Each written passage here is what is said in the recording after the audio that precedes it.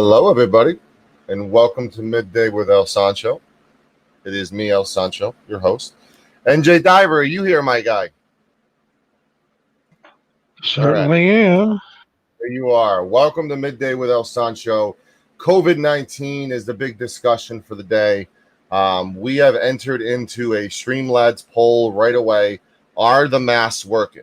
So everybody in the chat, let me try to do a hashtag poll to see if that's going to show up pretty quickly. NJ Diver, how are you feeling today? Fair to Midland. Are you okay with answering a couple questions?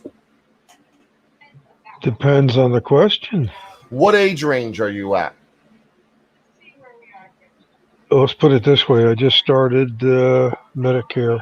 So the threat of COVID is a lot higher with you. What's your mindset? What's your nervousness? How are you feeling?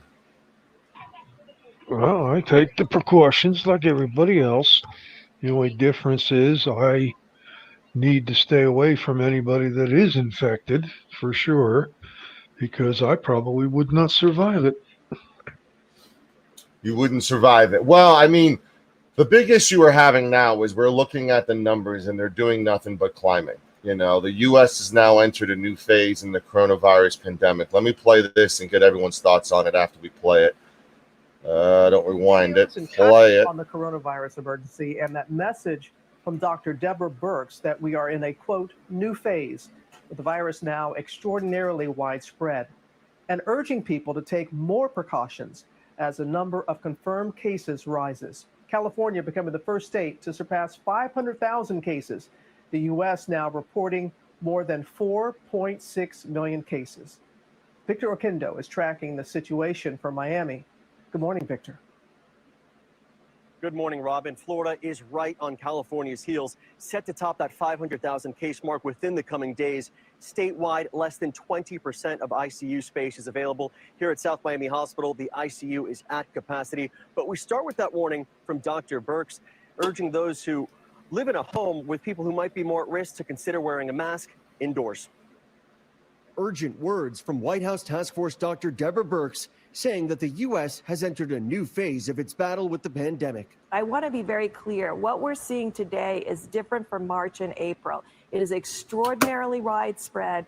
It's into the rural as equal urban areas. And to everybody who lives in a rural area, you are not immune or protected from this virus. And that's why we keep saying, no matter where you live in America, you need to wear a mask and socially distance. The CDC now predicting the number of lives lost to the virus in America could cross 180,000 in less than 3 weeks.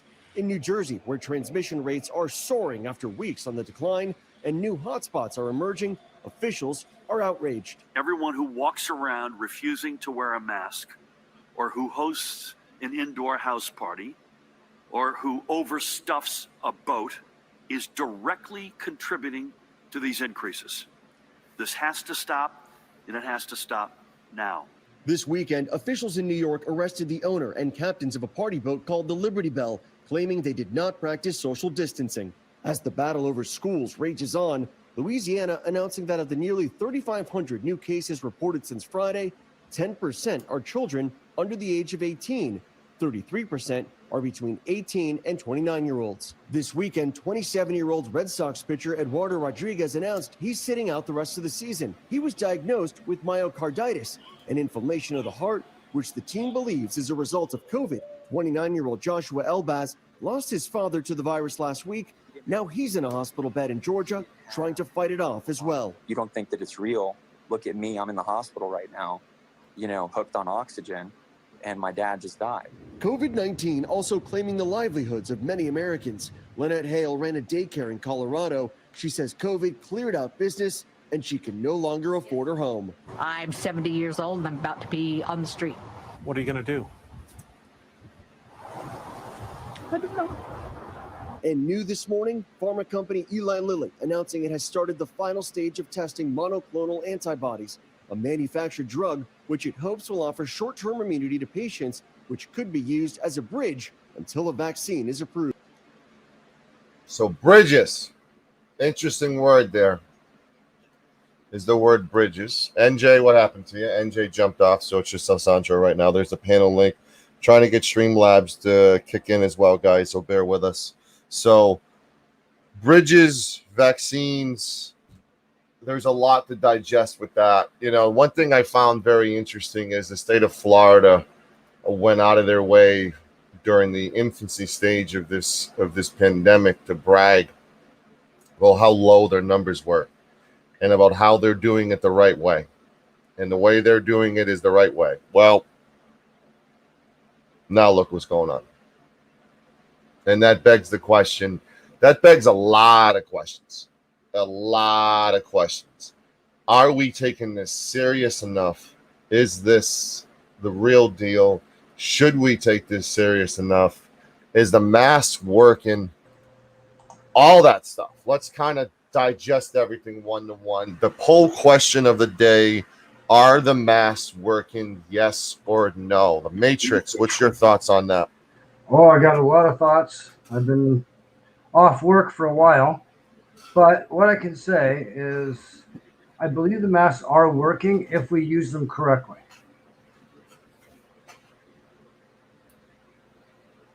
What is the correct way to use them? Just wearing it in a social situation, like when you go to the store. Put it on for the time that you're going shopping. When you get back in your car, by all means, take it off. It's just we have to stem the tide of this in this new age of pandemic. I mean, there's no question about it. I mean, they work, but they're not 100%, right? Are we our worst enemy when it comes to responsibilities? Yes. Oh, I believe so. You think that might be a big stressor? A big issue is being told what to do, and I don't really think a lot of people like being told what to do. Guys, hold off on voting right now. I'm trying to reignite Streamlabs to get the poll to work. I put my vote in. Yeah. Hold your votes. Hold your votes. It's not going to count. We've got Streamlabs acting up right now. No worries. So I don't like wearing a mask. It bugs me when I go into the store to do anything or go into a situation. But at the same time, I'm not stupid. I recognize. I mean, there's like NJ there. He's up there. He's got to be very watchful of how he interacts with people, right? So I have to respect that whole side of things as well. It's not a question whether I like it or not. It's just we got to do something to try to stem this as much as we possibly can. Now, we're not going to be perfect at it. We never can be, but we got to do it. Right. Right?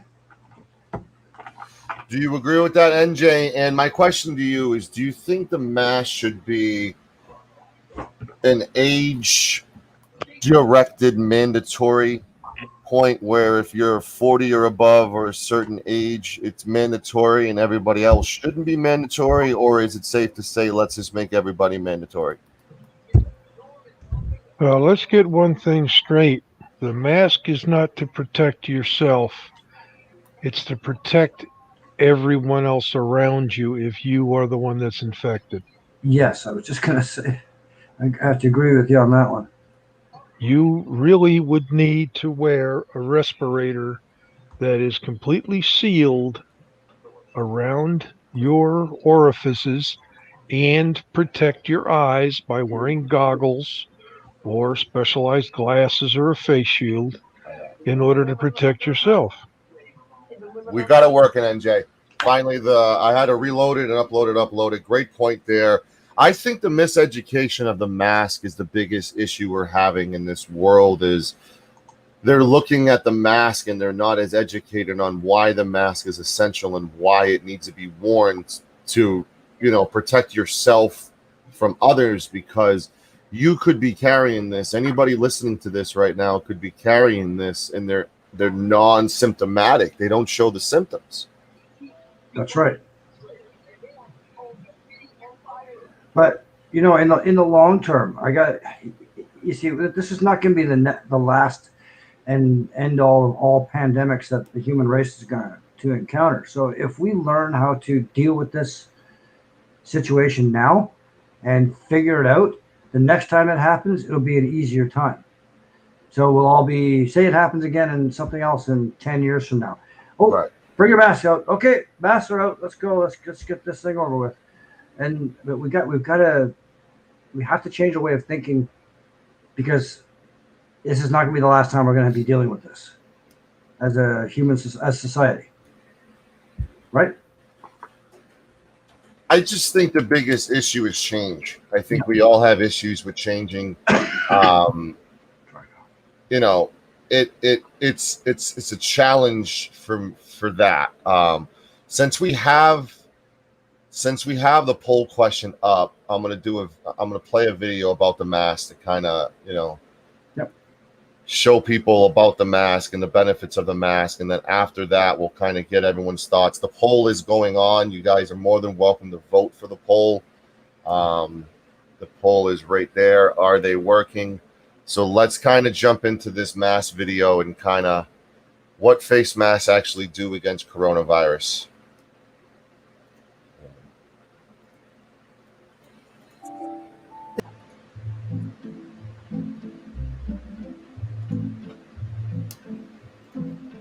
There we go.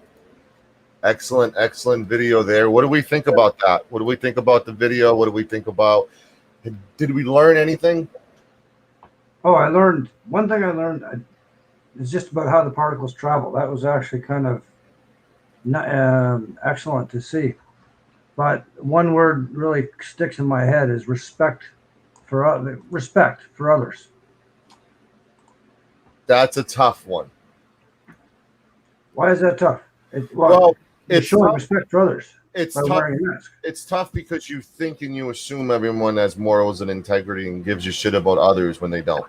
Yeah, okay, that's true. All right, good point.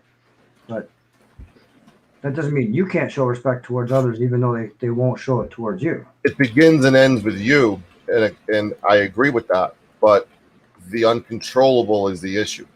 I have seen this multiple times when I've went into convenience stores, and I've inconvenienced myself with having a mask on, only to have somebody else show up, without a mask, and I'm looking like this isn't fair. Like this is a risk right now that some people are following and others aren't. Medical exemption aside, the ADA has what they have. I'm not referring to those people.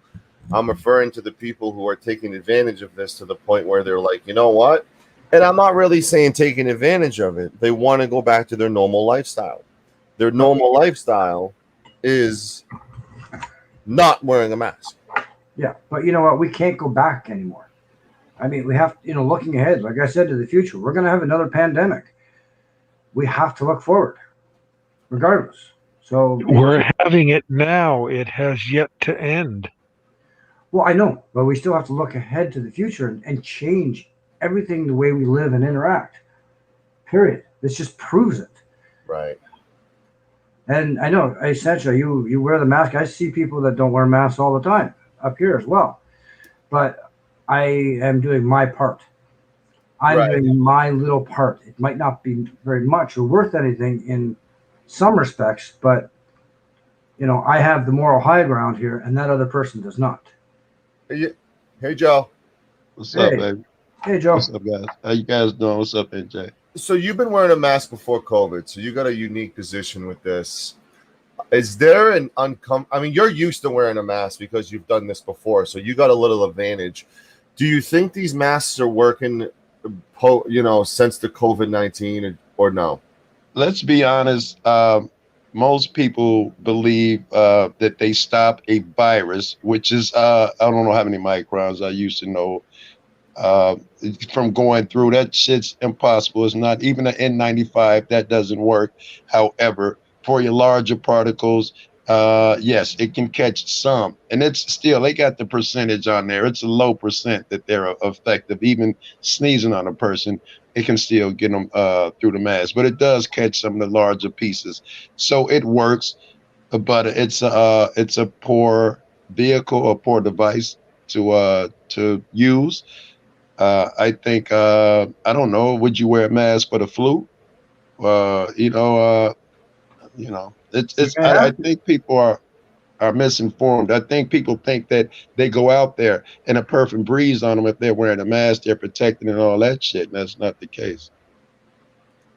Yes, you asked a question earlier. Like Streamlabs is actually on their lunch break because I don't do a mid-afternoon show, so they're on their 2-hour break. So I'm kind of free balling right now, my guy. Do a double duty today. I'm free balling right now. The polls aren't even showing. People are voting. Oh wow! So I redid the poll, and people are voting on the poll, and it still says the masks aren't working. So I'm going to close this and cancel it and try to go back and do it again. The commands aren't working. Nothing's working right now. Don't stress over it. Yeah. You'll fix it. I'm just a dick, Sancho. I love when people don't see me. I immediately be like, so and so don't read chat. They just go, I'm a dick. I'll have fun doing that. I was editing. There's a lot. I was having a discussion with this about, there's a lot of things that you guys don't see, pre-production, editing, and all that stuff. And I was late for the show almost. And I was pissed. I'm like, shit. I can believe it because you do, I hate to fucking blow your head up, but you probably are the best at this. I shouldn't even say probably. It's obvious that you prepare and you put thought into it, and I thank you for it if no one else does. And I see it if no one else does, because this is shitty to say, but it takes a smart motherfucker to see those things. And some motherfuckers might not see and appreciate them. I do. Thank you. I mean, I just got some new editing software too. You're seeing a lot of the custom trailers and everything right now, and the news trailers, and I'm really putting effort and scratching and clawing to kind of not only get you to subscribe, but to keep you subscribing. I got to keep you captivated, and that's the challenge every night. That interview last night with the Bounty Hunters was huge. You do fucking well. And can I pivot and change the subject for a second? I want to say shout out to Dick Family Values. I just tried watching your vid. That nigga Mouse, no offense to him, but he was saying some shit that was making me sick. I couldn't make it through the whole vid, but obviously them niggas are talented. Through the gate, I almost left a comment, but people started texting me about other shit. Just through the gate, when you start off with the fucking water and the music, you damn near know who's doing this shit. They're really good. And Jeff, thank you. Jeff is here. He did a compilation vid of mine the other day. And he's been asking me, I just learned to mirror about 3 days ago, and I mirrored some chick's vid. He's been giving me shit about it. And then he put up a compilation of my shit on his channel. He's huge. Jeff is a fucking man. He is. I just wanted to say that. Thank you, Dick Family Values, and thank you, Jeff is here. I love you guys. So, Liquor, you already had COVID. Do you mind coming up on panel? You don't have to show your face. All right. Finally, Streamlabs is working. Finally.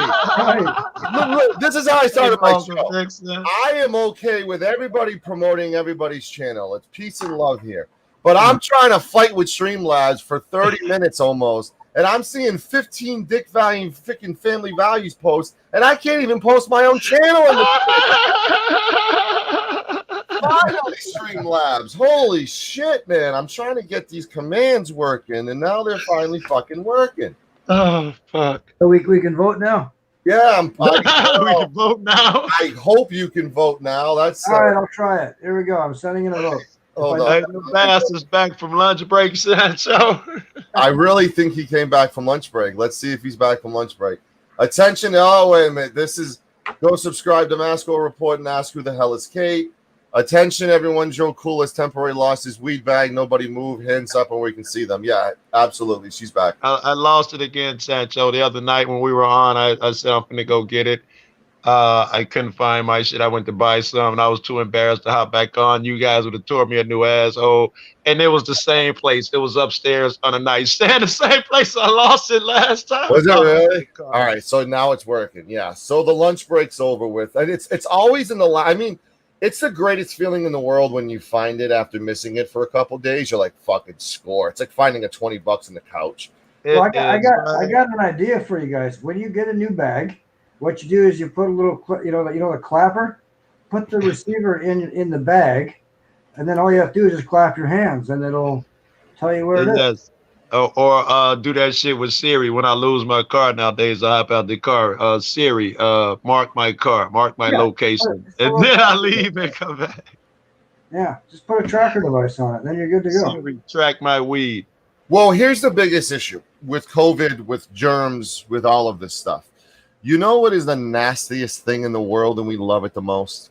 money. Exactly. You know how much is what's on that? The germs that are on money, the cocaine remnants, all this shit is just, it's literally passed off from you to me from across the country and we don't even know about it. And we're dirty. Sancho, I think this is a play, right, to get rid of money, right? At some point, I'm totally expecting them to say, listen, We'll go cash. currency carries the virus. We can't continue to use it. We're passing it through our money. Currency has been carrying viruses ever since it was invented. The interesting part about it is I was in Walmart earlier this morning, and the self-checkout were only 2 self-checkouts that accepted cash. Everything else was credit card only. I'm told that Amazon, this was on the news, beginning new year, you will not be able to go in there and use cash nor your credit card. You must have the chip implanted in your hand. Which is a whole nother show we can do, the RFID I chip. know. That's a whole nother rabbit hole. So I'm down with going down that rabbit hole, by the way. I'm absolutely down. Whenever you fucking email me, man, I'm down with that rabbit hole. We'll definitely go through. So the poll, I'm going to come back to the poll, but I want to talk about the money aspect and how disgusting money is and play a little quick video about the money aspect. For those who don't know, it really opens their eyes about touch the money in your pocket before you and also I wash my hands 20 times a day.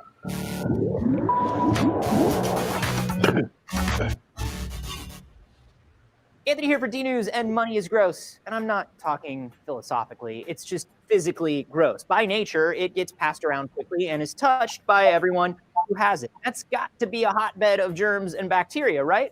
Well, according to research by the Cork Technology Institute, the answer is, oh, Lord, yes. They tested 155 different euro bills and coins looking specifically for Staphylococcus because staph bacteria is responsible for all kinds of infections. One particular type, Staphylococcus aureus, is known as MRSA. It's antibiotic resistant, and it's also responsible for what hospitals call staph infections, which can be very dangerous and even deadly.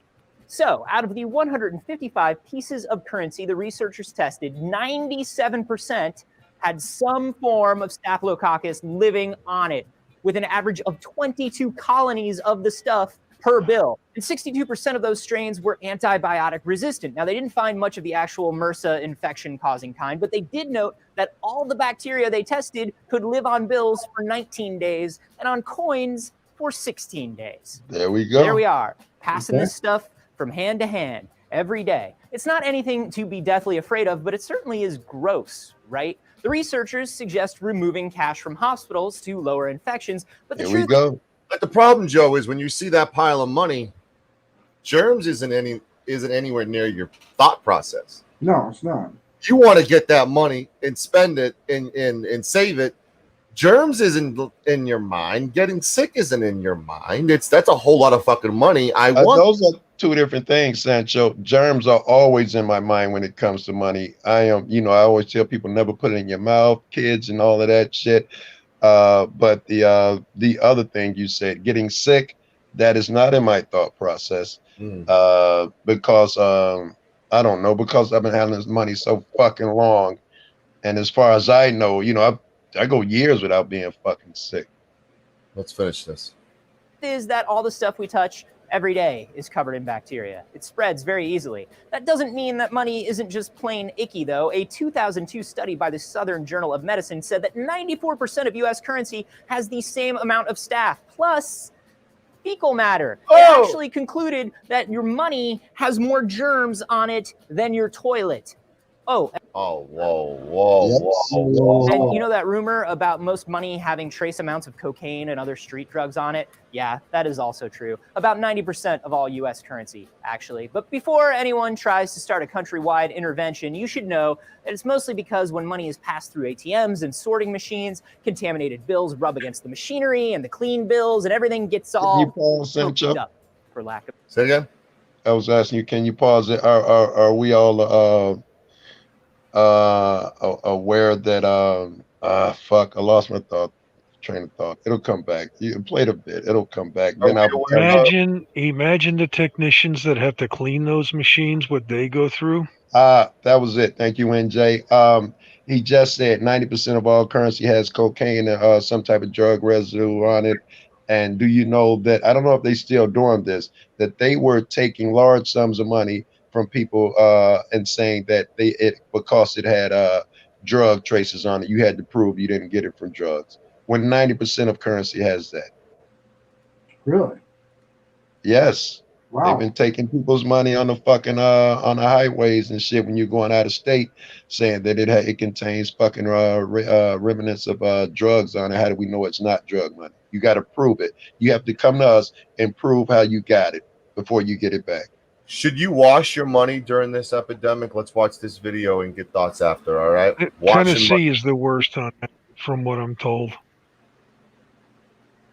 Okay. Well, report that some merchants are asking folks in person to pay with credit cards because they're seen as easier to clean. What do you do if you want to use actual cash? Ethan Wolfman, Yahoo Finance reporter, is joining us now to talk more about that. So, I mean, this would seem like a silly question in normal times, but of course we're not in normal times. Can you wash money? Well, so I think we've all seen on various movies and TV shows, people putting money into a washing machine and then drying it and then ironing it and things like that. Apparently, that does sort of work visually, but it ruins the money in the security. Money actually cannot be used anymore. A bank will take it out of circulation. The short answer is there's not a good way to wash cash, which is actually a big problem. Coins are much worse because the coronavirus or any viruses and germs stay on metal and plastic much more easily than paper or cotton in the case of U.S. currency. But I called around some banks to see what exactly they're doing, and it's really not that much. China has done some UV radiation and quarantining of cash. There hasn't been very much of that. There's just sort of glove usage and standard personal protection. And as well, though, I had to talk to one teller who said that he recommended if you think that you might have contaminated cash, you can still deposit it through an ATM. And you shouldn't actually be worried about other people doing that and getting that money back, because that money goes into a separate part of the machine and spits out fresh, clean money that has been sitting for longer time. So, hopefully would have any virus that could be on there would be dead. But there's not really a great advice to anybody except try to use credit. Try to use. Would you put your money through a washing machine? We've done that by mistake. We know that doesn't pay. Yeah, I've done that. Yeah, I've done that by mistake too. It was a beautiful $50 bill. Yeah, I don't think anybody thought that would work. I mean, you'd have to be a complete idiot, and there are some out here. Yeah, so that laundry cost me $50 for that load. Exactly, right? When you find that torn up shit in your pocket because you didn't know you had it in your pants or at the bottom of the washing machine. It was not. Yeah, it was a one-off deal, and from then on, I'm like, always just don't keep my money in my pockets. Period. But money, it's not just the money. Like, you touch products in the store, right? And it doesn't have virus like the strep. Yeah. Yes, I would agree, right? That's what I never understood. Everybody wear your mask and gloves. You go to the store, get these items, you come home. But haven't these items been touched by everybody in the store? You don't know who's touching this shit. We're always going to be at risk at this stuff. Agreed. But we've always been at risk. Stuck in your YouTube. Who are you? What is your name? Derek's my name, by the way. My real name. All right, Derek. I don't know if you want to call you Stuck or Derek. No, it doesn't matter. Haven't we been in that so-called danger or at risk? Is that what you said? We've been at risk the entire time. This is not new. As much as they want us to believe this is new and it's worth them shutting down the country, everybody being unemployed. And by the way, they're cutting off unemployment benefits. They started yesterday or today. Shit. I'm sorry. I'm in a really fucking foul mood today. Yeah. Really foul mood. What set you off, Joe, if you don't mind me asking? I probably shouldn't, but since I'm angry, I don't mind telling you.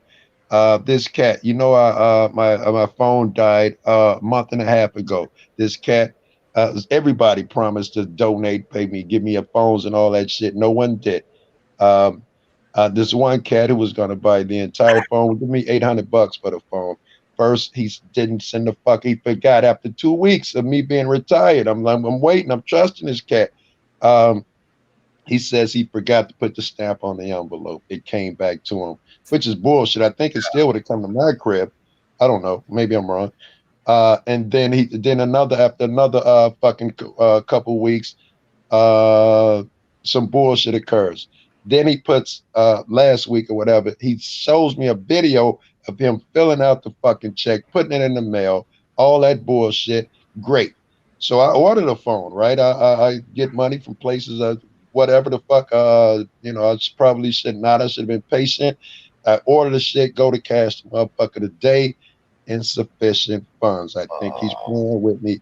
Sancho, if I could, I'd fucking go cut his fucking throat. Yeah. Yes. I feel like he's been playing with me for a month and a fucking half.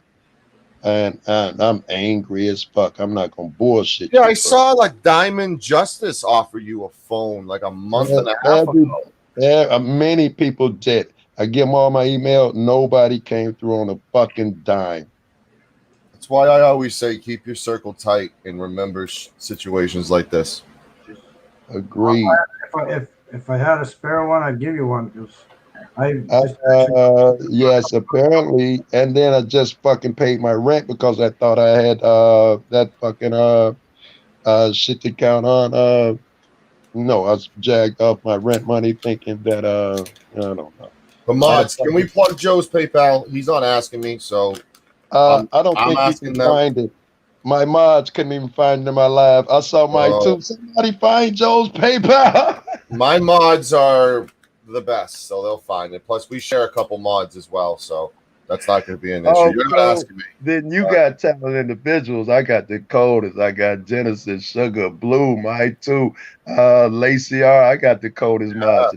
It's important to have the mods match the work on screen. Agreed. Some people are good at this. I got wrenches every fucking where, but I just cause I'm known for the cutthroats, I'm gonna protect you. I don't give a fuck if I don't like you. You wrench me, I'm gonna protect you.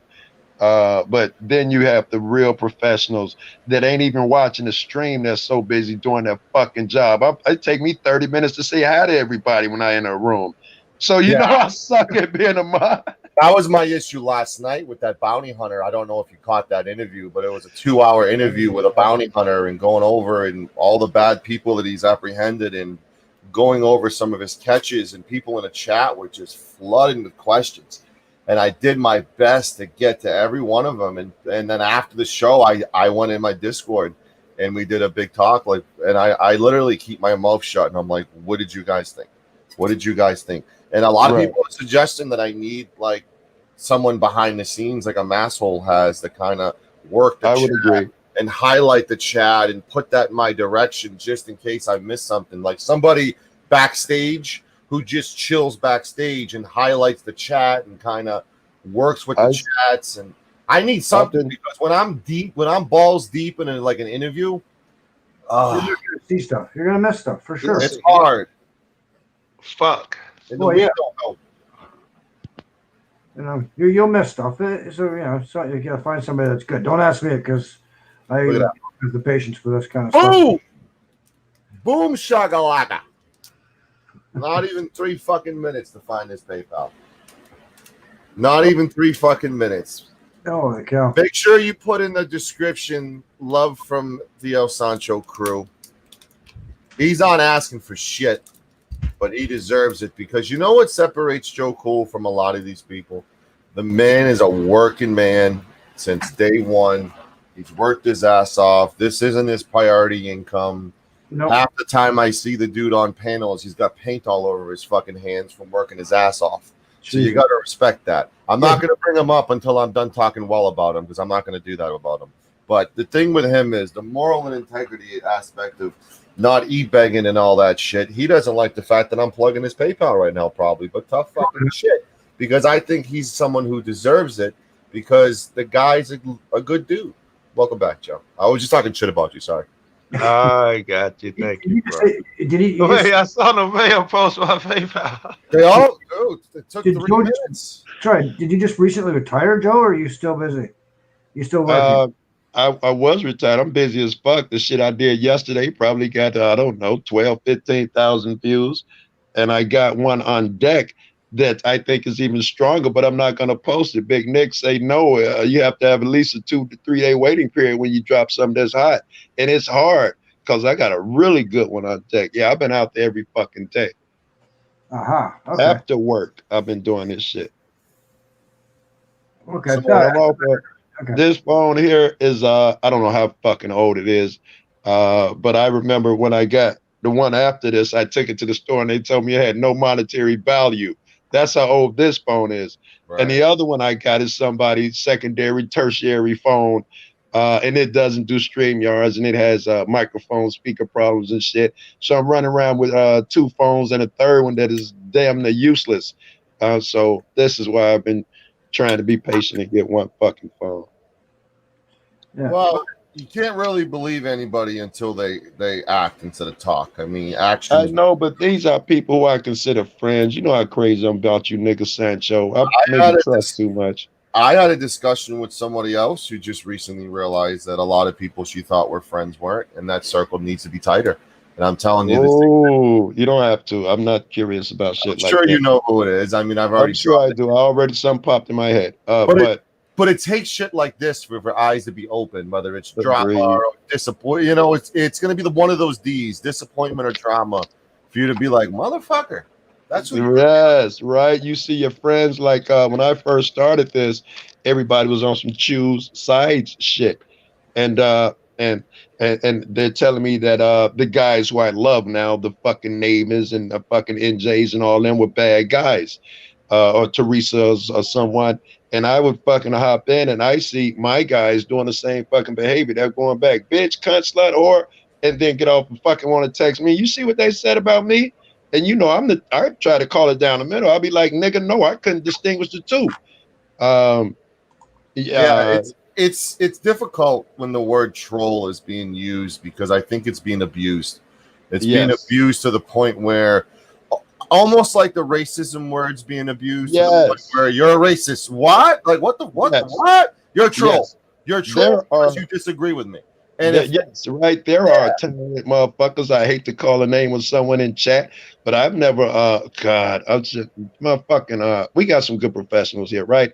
Fucking Taryn, Wilma, them the first two that always come to my mind because I think they're the best at it. And not, I don't mean this shit in a bad way. The troll shit, I don't even know if that person exists. Maybe that's the guy that hops in, die nigga, die. You're a racist, Joe Cool, just trying to push buttons. But some motherfuckers do it well. I think I'm one of them. Those people, I cannot call them trolls. That does not fit them. They're just fucking smart. They have substance. Like you were doing an example earlier, someone hopping in doing the N-word and trying to stir shit up. That's a troll because they provide no value, no substance. Very good. There you go. Taryn and Wilma provide value and substance because they're talented in what they do. There you go. But yes, they are. Other channels view a disagreement as your troll. I was getting I was talking to Machinist I saw him bragging in someone's chat. I've been trolling for 10 years. I'm like, nigga, and when I saw him, like, nigga, you suck at it. All you know is to fucking say nigger or tar baby and e-beggar. Nigga, that's primitive shit. There are skilled motherfuckers out here, and you're not one of them. I'd be embarrassed to tell a motherfucker I've been doing this shit for 10 years because you suck at it. It's always a conflict for me to, you know, because there's that fence, you know, do I want to be serious? Do I want to have a serious channel? Do I want to bust balls? And there's always a conflict with that. And lately, you do well. You do well, Sancho. Lately, I've been staying away from I've been staying away from the trolling. Like Wilma wanted to do a video with me, and that's still open. Like I'll probably work with them. I'd love to work with them, but I'm trying to do a fucking a best of. You know, I'm thinking like I don't know the best what do you call that shit? Verbal jujitsu, I think they call it. That'd be fucking Johnny 5-0. The best this. And I want the best fucking trolls. I want to fucking record some of the not record, take screenshots of some of the shit they say in chat that just have me dying.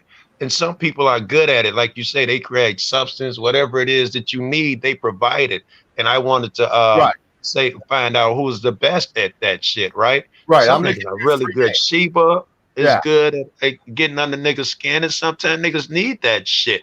Fucking Taryn them is good at picking shit out. Fucking Naven is good, and NJ is good at seeing the other side of the coin. I'm not good at that. I can't front. That's why I chase these niggas like an addict, because they give me shit I don't get from me or my people. The so-called good guys and all that bullshit. They're not gonna tell me, well, Joe, like I think it was NJ, in fact, who I was like, alcohol and squares kill more people than all illicit drugs combined, because plus the accompanying murders. Right. And I think it was NJ that was like, yes, Joe, because the legal more people use them. Thank you for that shit. You know, it fucking crushes my argument, but nigga, I needed reality. Thank you. Fuck that. I mean, it's been like, you know, this chat in particular, you know, we're looking at people who've been labeled trolls. We're looking at, you know, My Two Beagles, Nevaeh, Golden Eyes, Johnny D, the Fizzy, all talented, intelligent, smart people. And they're being labeled trolls elsewhere because they have a difference of opinion. Don't we live in America? Makes me mad. Don't Makes we me live? mad. And literally, I was thinking about you, Joe. And I don't want you to get too cocky over this and too confident, but I lit my morning blunt, and for some reason, you just seeped into my head, my guy. Because you were smoking weed and getting high. By the way, Bucket is beyond offended that you won that poll. He's been bitching for 3 days that you beat him. That is a very protective person when it comes to weed. He thinks. Does he not know I'm on the internet all day, every day, getting high, constantly smoking something? But That was a tough. He does it and nobody knows it. But I know it Exactly. when he calls my ass at 3 a.m. Here's the kicker. Like, I know he's, you know what I'm saying? Yes, that's the difference, though, right? Motherfuckers see me doing it on air and they know. Motherfucker, you got to take Bucket Boy's word for it or be someone who knows him personally. Any motherfuckers ever seen me is like, does Joe ever fucking stop smoking? Does that nigga, I be complaining about how high I am as I'm lighting up again. Everybody sees that shit. You know, my whole rules is like no doxing, there's like no personal attacks, no fictitious lists. Please, everyone. No fictitious list. We know where that came from. Please, everyone, do our best to keep the chat positive, peace, and love. But I want to have dialogue. I don't want Joe Coda, and this is what I was thinking earlier. I'm like, this is why I really like Joe, and this is why he stands out from the rest. Is him and I can go at it and argue, but at the end of it, we can dap and walk away with respect and love. Because I don't want to agree with you all the time. I don't want anybody to agree with me all the time. That's fucking boring. Does me no good. And you're absolutely right, Sancho. I've been telling motherfuckers since early on when I first met this orderly. This is damn near when I first started. I told them, listen, I'm the type. We're gonna argue, we're gonna wrestle. I told Josh this too. But in the morning, when I wake up, I make 2 cups of coffee, one for you, one for me. We are still friends. Disorderly got it. In fact, we had a fallout, I don't know, 2 weeks ago or something over some, I was singing and he thought I got him a warning, copyright warning, because my singer was apparently that good and matched the record. Anyway, it was dumb. He got mad. He yelled at me. He dropped me off from home and all. He was angry. Then when we hooked up again last week, he got out the car. I tried to give him a pound. He walked past that and gave me a hug. He said, I love you, bro. I remember what you said about the 2 cups of coffee. This was like 8 months ago. Right. And then the cats like Josh, I told him, and it made no difference. We still get into it, and he still hate me the next day. And, you know, I'm trying to call him. He ain't answering the phone. That's lasted for months, too. Well, good on you guys. Very good. I'm the kind of guy that wants to give everybody a chance. You know, I don't know if you know this, but me and Josh were very friendly at one point. We were pretty good friends. We were doing karaoke on Tuesday nights. You know, we were vibing. We were absolutely vibing. If you go to News New England, when my playlist is on his channel, him and I started off very friendly, and I got a lot of shit for it, just like you do. I got a lot of hate. What are you doing associating yourself with him? Here's your direct. I knew all about that. But I wanted to find a reason not to like him myself, and I wanted to give him a chance, just like I've given you a chance, and everyone else I'll give a chance. Give me a reason not to like you. Give me a reason not to like you. Yes, and he gave me a reason, and he did. And off the record, off air, I went to him and I told him that guy never got fired. Nor is he a racist. Do the right thing. But he had 4 people in the car, Indie News, Hoosier News, and Camera, telling him to do something else, and he stuck with that, and he listened to the majority, and it's got over 20,000 plus views, potentially destroying someone's life who has a black son-in-law who's the farthest thing from a racist, nor was he ever fired. And that's why me and Josh are on the outs, because he didn't do the right thing. And instead of doing the right thing, he called me a pedophile. That was one of the first times me and you rapped, Sancho. Not the first time. One of the first times we rapped was that. I hopped in to give him shit about that as well, to tell him take the video down. Matter of fact, I was with him personally. He was in Chicago, and somebody texted me about it. I watched the video, and we had a discussion that night. And he assured me that no, they were wrong, and that dude was going to be fired. Late that night or by the next morning, I found out, I think you might even emailed me in there somewhere, Sancho, and found out the video was still the fuck up. He lied, and he knew. I hop on that show you're talking about, and he was saying that, hey, it's already up there. Now it doesn't matter. And someone was like, surely newspapers print retractions and take that shit down. And he never did. And he and me both gave him shit about that. I remember that. Well, you and I were on that panel when he promised a video in 24 hours. And then I gave him 48 because Brian was in the hospital that day. So I did a video. That was when karaoke was born. I came up with the idea, let's do karaoke and cheer Brian up. But after the copyright, I didn't know that. But after the copyright claims, I said, this isn't a good idea, but they ran with it, which is why you never see me doing fucking karaoke on my channel, because of the copyright claims to get to the point where it's just too much. And number two, that video never happened. He promised you, he promised me, and that's why there was a little resentment towards you initially, because we both were promised that video. And I was the only motherfucker standing there for 6 hours begging for the video. But Brian and everybody, oh, I'm done with him. He lacks integrity. He's, this, and this. And everyone's in agreement. Thursday comes around. It's not even discussed. Let's do karaoke. Let's slap each other's balls. I'm not that guy. I'm not either. I can't have that 800-pound elephant. I don't give a fuck if it's my best friend in the world. When you come by, we got to talk about that and get it out the way. It sucks and it's painful, but I'm not that type. Don't do something shitty to me and then come in the next day and just say hello, hi. Yes, we're friends, but let's address that if for no other reason it doesn't occur again. It was a 40-minute discussion, and I have the video of I back up everything I say, because you need to do that. And literally, like, the show started, Josh jumps in the chat. Hey, Brian, why am I not a mod no more? And I'm thinking, this is great. Brian's gonna finally right. I have the audio of him telling me that he lacks integrity and he's not an honest person. I don't want anything to do with him, because he's blocked over 55 people without me knowing about it. And then Josh gets on, and you were actually in the bar that night with him. You were actually hanging out with him, and he was outside of the bar saying, and him and I were having that deep fight because I asked for the video, and he says, I don't work on Sancho time. Go fuck yourself. Let's box. Show me your face, and then I'll show the video. The video never existed. He's just homo for me, and he wants to see my face, which is a whole nother podcast that we can talk about. The homoeroticness on my appearance is another thing. God forbid I'm an ex, which I am, a very attractive person. Can you imagine how gay they're going to get once my face is really out there? It's going to get creepy stalkerish. So back to what I was saying. The big reason why he hops on News New England and he goes, why am I not a mod no more? You want to know what Brian's response was? You took my wrench away on your channel. And I was like, this isn't good. So I hopped on there like, Brian, tell the truth. What do you want me to say? What do you want me? I go, say what you said last night, that he lacks integrity, that he doesn't have any morals, and that he's a bad human being. Oh, yeah, that too. And I'm like, I'm gone.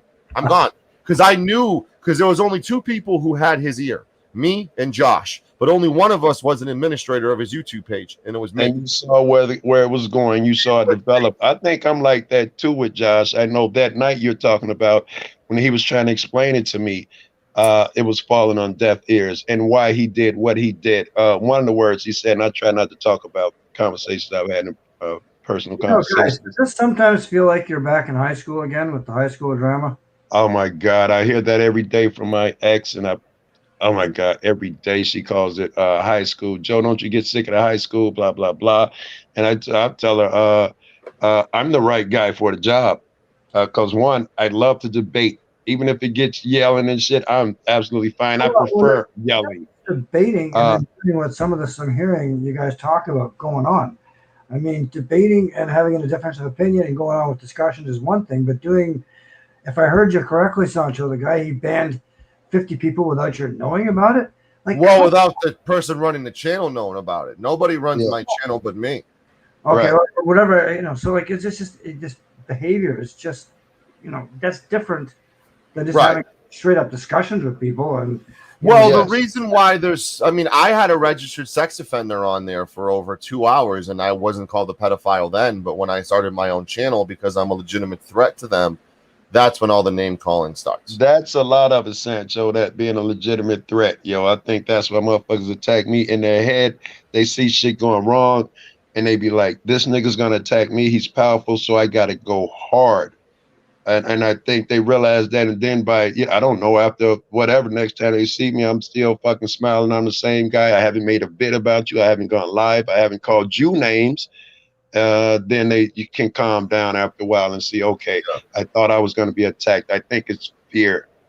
Yeah, and I do apologize to the chat. I know you guys have seen a healthy dose of avoidance from me on this topic for about 2-3 weeks on this channel. You've seen exclusive interviews, you've seen panels that have nothing to do with either one of those two, but I had to touch on it a little bit. Let's kind of reshift focus back to COVID. Okay, wait, before we shift, let me say you did well. Sometimes you get triggered, in my opinion. I'm not trying to start shit, and you can go on. You just did very well. You kept your same tone. You did well, and now you're talking about move on. Very good, Sancho. I've watched you grow in front of my eyes. Let's move on. Oh yeah, you're doing fine, Sancho.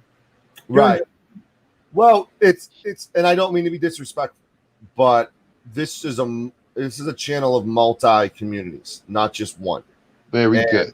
The 1A community is small. Agreed, right? We got to think much fucking larger. And that's another thing. We're small, so we all need to find something common to get together on. There are a million things we disagree on, and that's all we fucking seem to want to talk about. We like the drama. No, find something we agree on. The Socratic method, if y'all a fan of fucking philosophy. And then from there, you can fucking work miracles. Concentrate on the positive and what we agree on, as opposed to the many, many things that we don't agree on, and we can get some shit accomplished. It's only a few of us. When that's done, or maybe simultaneously, we need to reach out, like Sancho's talking about, to other people, other groups. This doesn't get done unless we have many numbers, which is the only good I see in this fucking YouTube shit. I've never taken a dime from them niggas. But the word gets out. Fucking, I got to be up to damn near 18,000 motherfuckers. At some point, I'm going to call upon everybody I can know in any fucking way I can to make something happen. Good. Make a change. Exactly. Well, I think this channel is vital because you're more than a cop watcher. You're more than an auditor. You're a human being with other opinions and feelings. And if we're able to mash everything in, like literally this morning, my Discord CC unit joined, who is a big YouTuber with the Predators. He joined it. I think Emo joined it. I think, I don't know if that's really Emo. If you can confirm that. I know, right? You never know. But it's a multi of personalities that are on the Discord, that are on the channel. And I said this last night after the show. I mean, there's going to be topics that people aren't going to want and they're going to back out. So that's why it's essential to do everything we can to come up with original, fresh content to get as many people. Because listen, at first I didn't give a shit about subscribers, but now I'm a little bit like, hey, please plug the channel, because the more people become aware of it, the more people like it and are educated and are entertained by this channel. And the more the word gets out, hopefully we're saying something positive or something correct. And the more people see it, I had a problem with naming my vids. I always did something enigmatic, like mirrors, echoes, Rembrandt, and what's the name? And I was still getting tons of views with them gay ass titles. And Belle, I was talking to her on the phone, and she was like, "Hey Joe, I got to tell your stubborn ass, at some point, the idea is to get the fucking message out. Then you're gonna have to change the title. When that bit is educational, you're gonna have to say must see or whatever. You're at least gonna have to reconsider naming your titles." And she was right. I do that now. I try not to be selfish. Many people said I won't see Tyrant Alert. I won't say Tyrant Alert must see, but I'll give a brief description, like cop goes hands on. For me, that's a sellout move. because to me, I'm on some fucking. I want people to have to think. I don't want to spell it out like the children. So let's look at COVID. You're known as a thick-skinned, strong guy. You don't back down from anybody. Let's go. Let's throw down. Are you Yeah. afraid of COVID-19? Not at all. If it is real, and it probably is, it's less than the flu, and I haven't feared the flu. And the same way I take precautions, if people are sick or I'm sick, you wash your hands, you stay away from them, and those things. You know, careful what kids are playing with who. Yes, then it's logical to do these things for COVID. If you've decided, you know what, I'm going to wear a mask. I don't want to sneeze on someone today. Yes, be a man, take precautions, do what you feel, but don't project your shit on another motherfucker. I saw a video yesterday where this couple was walking past. Two guys were sitting on a bench not wearing a mask. The chick, or the guy, one of them throws their drink. It was the guy in the guy's face and the chick says, "I hope you all die of a disease or some shit like that." He got up and beat the shit out that dude, knocked his woman around. Seriously. Yeah. Oh, gee. Are you afraid of COVID? Have you all seen the video of the 70-something-year-old woman in Hackensack, New Jersey, in a Staples, who was attacked?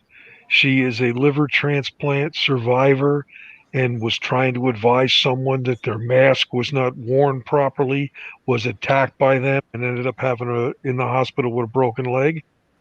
I think I saw something. Yeah, that sounds familiar. Yeah, it was all over New York. Yeah. Huh. I heard something about that. Yeah. I'm sorry, NJ, but can you say again? I was responding to a text. I'm absolutely so The woman, an older woman in her 70s, who was a liver transplant survivor, was in a Staples and noticed someone who was not wearing their mask properly, asked them to please wear their mask properly because she obviously is at risk. Right. And the woman that she mentioned it to attacked her, threw her to the ground, broke her leg. Breaking news, NJ. We're going live to the video, NJ. Some shocking video.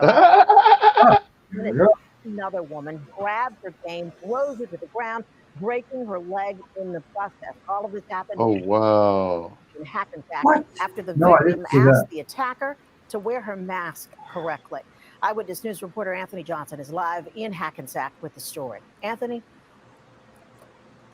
Yeah, it happened inside of the Staples. And as you get ready to walk into the store, Sandra, there's a big sign that tells everybody you have to wear a mask in order to walk into the store, and you should keep it on when you are inside of the store. We got some brand new video of this attack this afternoon, and all the shoppers that we talked to say it is absolutely stunning. All we're asking is for a simple mask so that all of us can live and prosper like we used to. A request for a customer to properly wear their mask inside the store has unmasked a brutal attack on a woman recovering from a recent liver transplant. Banner. The Wednesday afternoon incident, which led to the victim being violently thrown Whoa! has left shoppers shocked by such heartless behavior. Yes, people should wear a mask. It's horrible that someone has attacked somebody else for just wearing a simple mask. It began when both were using copy machines in the store, separated by a plastic partition wall. The younger woman had her mask down. The victim asked her to pull it up, and then the situation escalated, ending in a violent, nasty shove to the floor. Oh, both are females, The victim seemed to beg for help as her attacker calmly walked away, and others in the store appeared shocked. You can't do that. I mean, everyone knows we're doing this. It's not a big deal. You know, it's a little bit of a pain, but it's not a big deal. The 54-year-old victim had to be taken to Hackensack University Medical Center, where she's undergoing surgery for the broken tibia she suffered from being tossed down. Hackensack police are asking anyone who was in the store right after 3 p.m. this past Wednesday can't find her. to come forward and help them identify the person responsible for such an irresponsible she act. got max. She's got to get max for that. Good-looking woman, ugly on the inside, I guess, though. That's socially awkward. Both were women, huh? I didn't realize that when NJ was talking. This is why this is a perfect example of why the country still hasn't peaked, because we have people running around doing things like that. But NJ, if you're saying not wearing masks, I don't assume you're talking about the breaking the girl's leg, the not wearing mask thing. Um, isn't that how we develop herd immunity?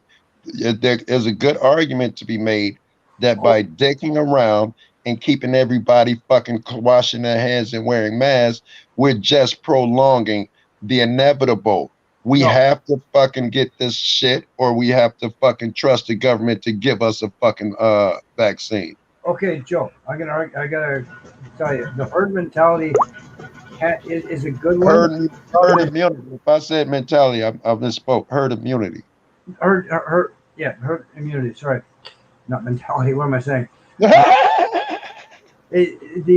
That's fine, except for the fact that if you let that be your premise for everything, we'd see probably at least half the population die.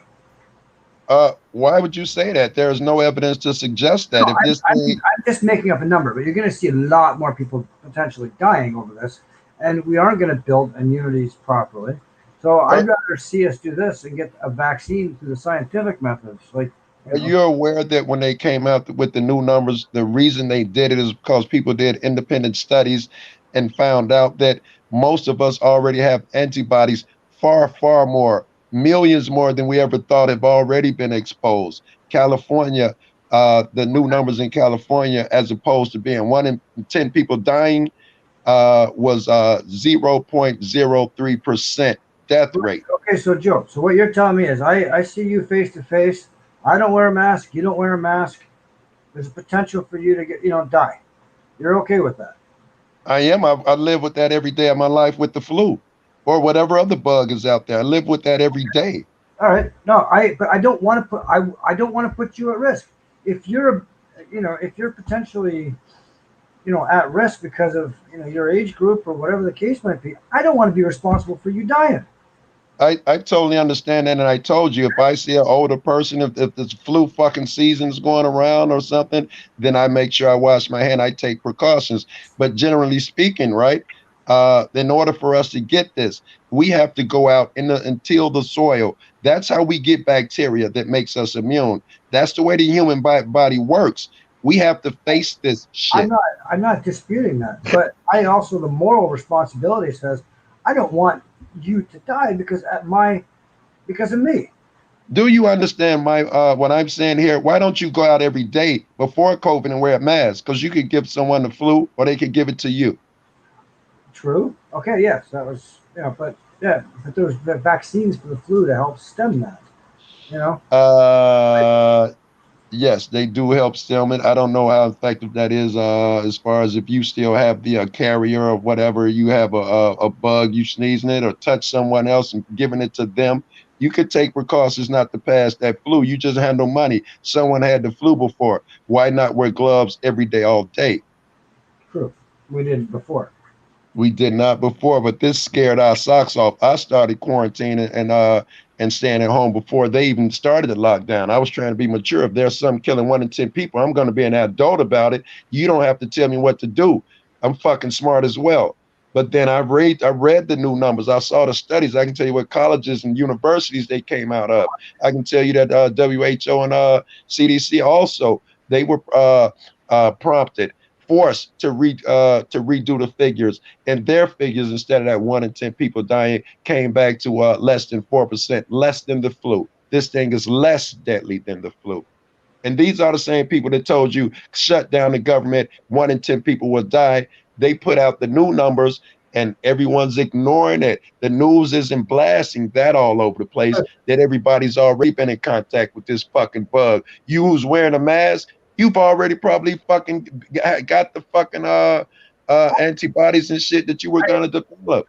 We probably do, but at the same time, given the current status right now, I don't want to be interacting with you and then knowing even if you had or did not have the antibodies, and because of the potential powerful nature of this virus, you getting it and dying at my hands, essentially. You know what I mean? I don't want that on my soul. I do, and I totally understand and respect you for that. I have the same fucking issues when I used to go to the what do you call that shit? My old man was in the rehab, and then whatever the care place where you put people in. That's not coming to me right now. But yes, those are elderly people up there. I make sure I wear a mask. I make sure I use sanitizer. Yes, I agree with you on that. I want to see you get another 20 years out of you before we do something like that. My man, thank you for that. Love, baby. Maybe 30. I don't know. My old man's 83, so I might get another 30, 40, 50 But years. it comes down to respect for other people and the potential for harm. And Yes, and it comes down to that heart you have and the intelligence you have. You know, if you're sneezing and you're not feeling well, then yes, stay your ass at home, wear a mask. You don't want to give anyone a bug, period. That's what we do for the flu. You stay indoors. People been doing that shit my entire life. Now, because you give this a different name and it's the same deadly, we'll call it even if it's less. We'll call it even. But I'm supposed to suddenly, because you're alerted, you got to make me change my behavior. That's what my fucking problem is. And okay, I understand that, but I mean this spread around the world pretty quick. Yes, but you should understand that, and I think you're wise enough. You know, you're in this community. You're hanging in fucking Sancho's room. You probably know that the doctors, and this has never been done before, has been instructed. If a person dies from a motorcycle accident, if he even knows someone who has COVID, his brother had it, or whoever, he is to be listed as a COVID death. Just Any respiratory issues. So flu deaths are now COVID. Any heart issues are now COVID. These numbers are so skewed. I heard that. Now, are they doing this to push those numbers up so that they can push their agendas, do you think? And take our rights. I would like to, I think that's exactly what the fuck they're doing, right? Because they didn't alter it. When the science changed, they did not change their game plan. They're going with that Event 201 pre-scheduled bullshit, and nothing's going to stop them. And I feel like an idiot. Right, but that's another issue then. The corruption agree. going on above all our heads. Yes, I was about to say the same. That's why I appreciate high IQ people, man. I need cats like you. I need that NJ shit bad. If that's what it is, and there's corruption going on, then the general population has to turn around and say, well, wait a minute, why are you listing this, and this as a COVID death when clearly he got smushed by a fucking truck? Yes, my girl works with doctors and nurses, and she's like the whole staff where she's at are ready to walk out because they're asking her to do immoral shit with those things. And some nurse went on, they took a video off. She was saying that she was angry because motherfuckers had told everybody in the hospital who has a car, go get in your car and drive around to the back lot. They did it and find out that it was for COVID testing. And they wanted the news was out there, and they wanted them to look like it was a bunch of people coming in to be tested for COVID. There was not, so they used the hospital staff to create the illusion. Oh Jesus! So yeah, she was furious. Why is this not on the mainstream news? Exactly. Our people go out there the next day. If you've been watching, after they show all those news stories, someone would go there within the next 24 hours and the place would be a ghost town. They even found footage of the so-called hospitals. Oh, look how packed it is. This one is from an old shit from fucking Italy. This bit is an old video from Europe. These not even fucking the hospital that they're saying they are. They are really pushing and trying to trick us, and no one's calling them on it. Yeah, El Sancho, you should do some investigation on this and do another stream about the potential corruption that might be happening then. Oh, that's a good idea. I was going to do a video today about the FDA going after the hydrochloroquine, deal, and Trump and the whole committee for it and them not for it. And I just said, fuck it, let's do a panel. Yeah. Well, I'm just talking about just the general corruption. Like, do some investigations and see what can be found out. Master Bates says if they say COVID cause of death, they don't have to tie up the mortuaries during postmortems. Agreed. Even the mortuary people are all on the internet saying this is bullshit and I'm uncomfortable. These people are not dying of COVID. Yeah. So if there's corruption, that's a good way to start exposing it. That's my girlfriend's icon, by the way. Fucking gorgeous, isn't she? Hey, Socially, how are you? Hey, Sancho. Hey, Joe. You got a little bit of a Hey, personal touch with this story, so I'm I going to knew give we you weren't gonna get more than a couple Hey, words out MJ. of Socially awkward. Go ahead, Socially was good. You're all I was right. expecting him to say hi, and that's it. You know he don't talk a Uh, lot. no, I also have the 5-year-old running around, so I got to keep my mic mute. I got you, Bill. Yeah, my wife just got over it. She was at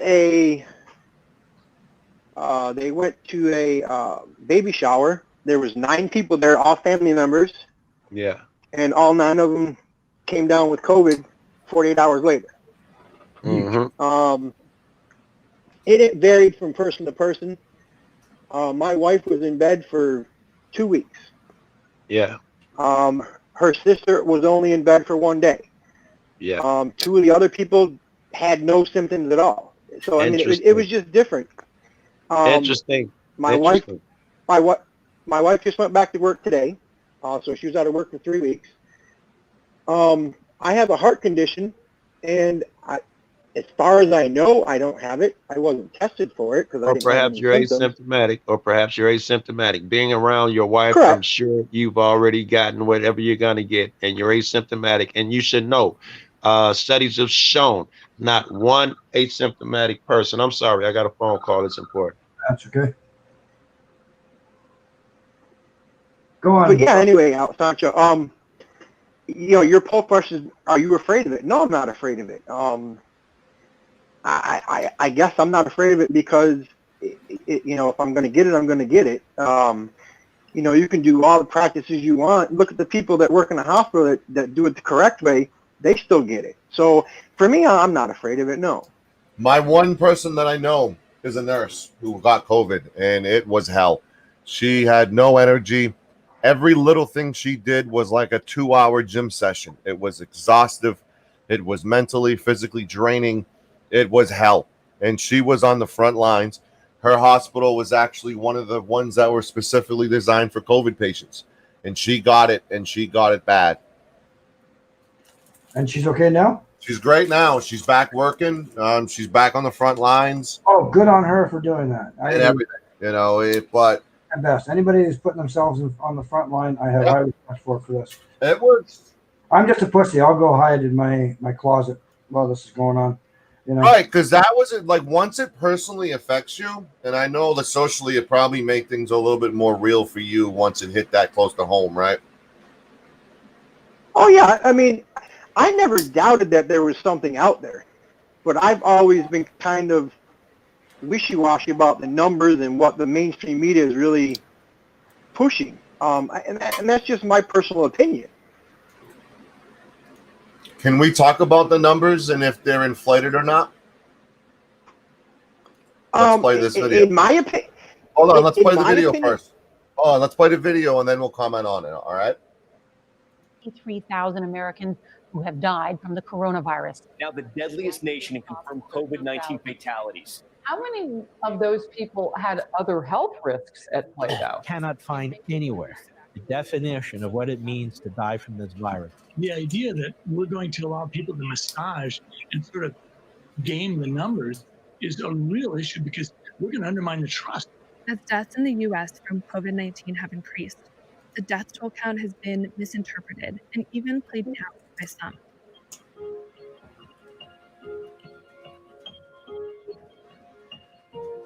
For many years, the CDC has tracked the total number of Americans who die every week from pneumonia. For the last few weeks, that number has come in far lower than at the same moment in previous years. How could that be? Well, it seems entirely possible that doctors are classifying conventional pneumonia deaths as COVID-19 deaths. That would mean this epidemic is being credited for thousands of deaths that would have occurred if the virus never appeared here.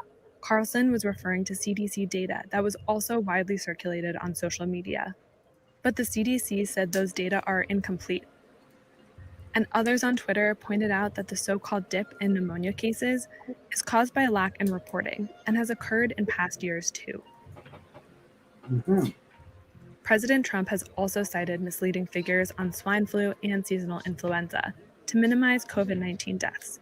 We lose thousands and thousands of people a year to the flu. If you look at swine flu, 17,000 people died. But this is like comparing apples and oranges. Numbers for those diseases are after the fact estimates that account for what deaths could be related to flu infection. This is known as excess mortality, statistical modeling on the number of deaths beyond what death trends show. The actual number for COVID-19 will most likely be much higher, but that will only come to light 2 to 3 years from now. Here's a comparison showing the first 65 days of the 2009 swine flu and the 2020 COVID-19 outbreak in the US. And if everybody's being automatically classified, if they're found to have COVID-19 as a COVID-19 death, we're going to get a very large number of deaths that way, and we're probably not going to have an accurate count. If people have an underlying condition, it is exacerbated by the virus and therefore included in the death count. Medical experts on Trump's coronavirus task force have rejected the theory that death toll numbers are inflated by patients with prior illnesses. So those individuals will have an underlying condition, but that underlying condition did not cause their acute death when it's related to a COVID infection. In fact, it's the opposite. You will always have conspiracy theories when you have very challenging public health crises. They are nothing but distractions. In fact, public health and government officials claim the death toll is most likely undercounted. For instance, New York City announced a revised death count that showed a 57% increase over the previous figure. Many people who die at home are reported to a patchwork system of responders who don't follow a uniform system for investigating cause of death.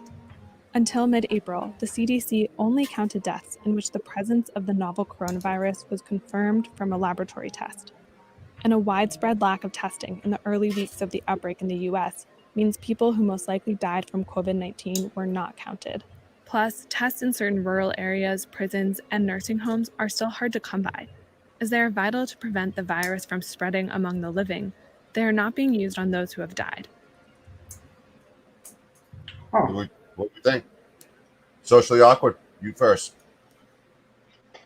I still, I still think that the numbers are being skewed because, like Joe was saying earlier, I don't have the article right now or the video right now. I have to look for it, but there was, I believe it was Minnesota. The lady in charge of Minnesota for the health department said that no matter what you have, if you die with COVID, you are considered COVID. I understand that COVID makes your illness, a lot more complicated, but to consider it a COVID death to me still isn't correct. So because like for instance, for myself, I have congestive heart failure. If I were to get the COVID and be hospitalized and die from it, they're going to say it's a COVID death. When in all actuality, COVID helped the heart failure, but my heart failure is what killed me.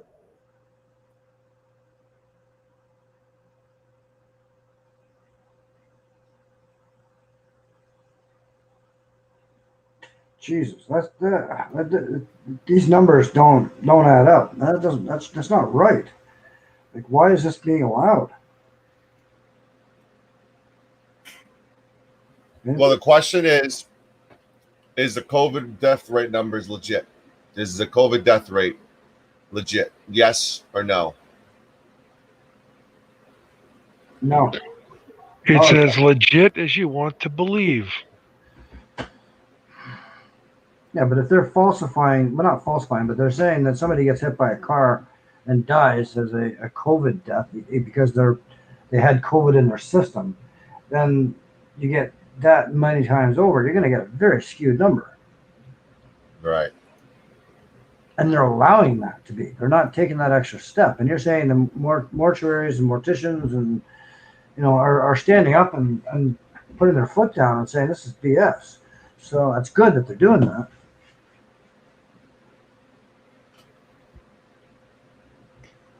Hey, Alfonso, that's just like when this first started happening and all these deaths were happening, they kept showing all these, morgues with all these bodies. What people didn't realize was because all the bodies were in the morgues because the funeral homes were closed. So of course it's going to look bad.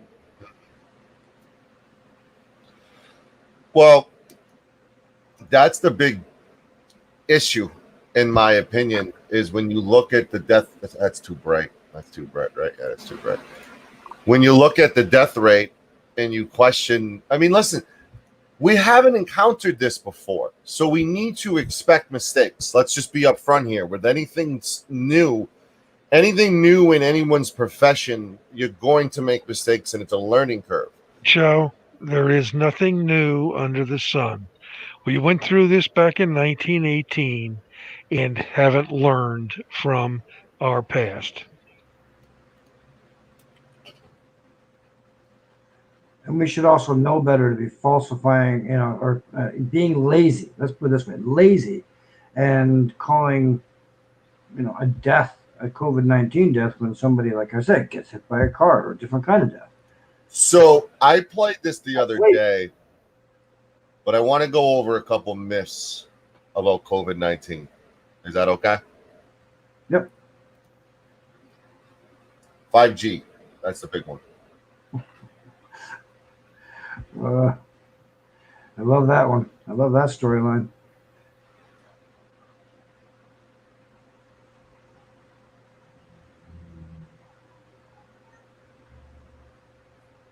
Are you able to see that? No. No. Oh. No wonder why it's quiet. No one can see what I'm doing. Well, we're waiting for you to speak. When it gets that, listen, there's a 3-second rule, guys. When it gets 3 seconds of dead air, jump in. Someone say, or something, because I'm thinking you guys can see something you guys can't see. Now you can see it, right? Okay, great. Grand Poobah. Countries with 5G and with outbreaks of coronavirus. And of course, there's also a claim that Wuhan was the first city to get 5G. Wuhan, of course, is where the coronavirus outbreak started. There's no link at all. COVID-19 is caused by a virus, the same kind of virus as gives you flu and a cold. It's nothing at all to do with 5G. You can check that out on trusted sites like Public Health England, the World Health Organization, the NHS, and the American CDC. Like all of these theories, it first arose online, in conspiracy websites, on anti-vaccination forums, and from there it spilled out onto places where you'll have seen it, such as YouTube, Facebook, Twitter, WhatsApp messages, and emails from your friends. These tend to be spread firstly by people in good faith who genuinely fear it, but they're also spread by people who want to capitalize on fear in order to sell things like fake cures and kit to protect you from 5G. We've seen one, for example, selling $350 dongles that claim to protect you from 5G. All of this aims to undermine trust in official information, and it goes without saying that anything they're selling isn't going to help.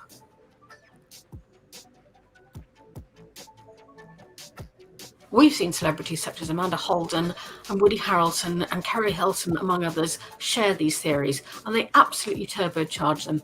Be very careful of a celebrity saying something. Just because they're famous doesn't mean it's true. Well, that's a social media We've seen problem. conspiracy theories saying that the new £20 note has a 5G mast and a coronavirus on it. In fact, the note features Turner, the artist who had deep connections to Margate, and the mast is actually the Margate Lighthouse.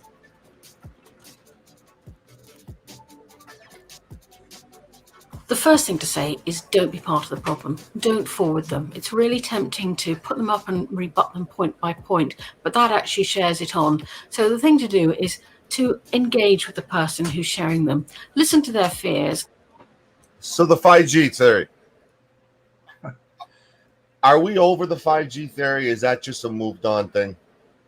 I think it's moved on. I haven't heard anything new in the last while. I couldn't understand how people thought it was to begin with.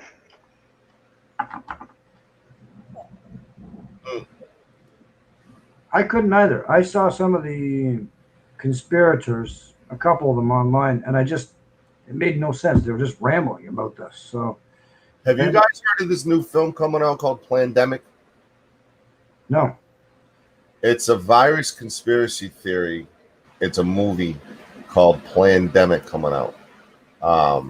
Let me just show you guys a few minutes of it. Then let's get everyone's thoughts on it and what we think about it. Let's go to the newsroom. You've probably seen people commenting about this pandemic video going around on social media. The 26-minute clip centers on an interview between filmmaker Mickey Willis and discredited scientist Judy Mikovits. It makes some strong claims that health officials are exaggerating the COVID-19 outbreak in order to profit, that people shouldn't trust prominent experts such as Dr. Anthony Fauci from the White House Coronavirus Task Force. The video sends up red flags for misinformation. None of the assertions that Mikovits is making are questioned or supported by evidence in this film. Plandemic has been debunked by numerous news outlets. Platforms like YouTube, Vimeo, and Facebook have taken it down. Still, the video's impact is evident. Daryl Worland with the News Literacy Project, a Newsy partner, says the emotional reality surrounding the virus is likely a driving force behind the video's popularity. The problem is that there's a tremendous amount of uncertainty, and as human beings, psychologically, we have a really low tolerance for ambiguity and uncertainty. So we will do anything to reach out and grasp for some sort of toehold on certainty in the situation. But Worland says that desperate need for answers is no excuse for not being a responsible news consumer. Instead, she says people should work to identify credible journalism by looking at the evidence being presented and having discussions with others. So while there may not be a vaccine for the pandemic itself, we believe at the News Literacy Project that there is a vaccine for the infodemic, right? And that is news literacy. And we all have the ability to become more news literate. For Newsy, I'm Maggie Hilling. You guys think about that? Break it down. People will believe a lot of things that they hear initially without doing any research or further, looking around. You guys remember President Eisenhower's farewell speech where he warned us about the military-industrial complex? Now, look at what I just posted in chat. Do you guys think there's I don't want to say a censorship, but a censorship when it comes to COVID-19? I'll give you an example. This video got flagged. This video got flagged before it's even done for inappropriate content under the age of 18, which I never put that out there anyways. But at the end of the show, you choose what platform it goes on again after you do it. And literally, this video got flagged, and they mentioned the title. And I'm like, the title's COVID-19. How is COVID-19 inappropriate for anyone when it's on the news everywhere? But I put it in the title, and it gets flagged by YouTube. Why? I don't understand that. I've been seeing that lately. NJ, help me out with that.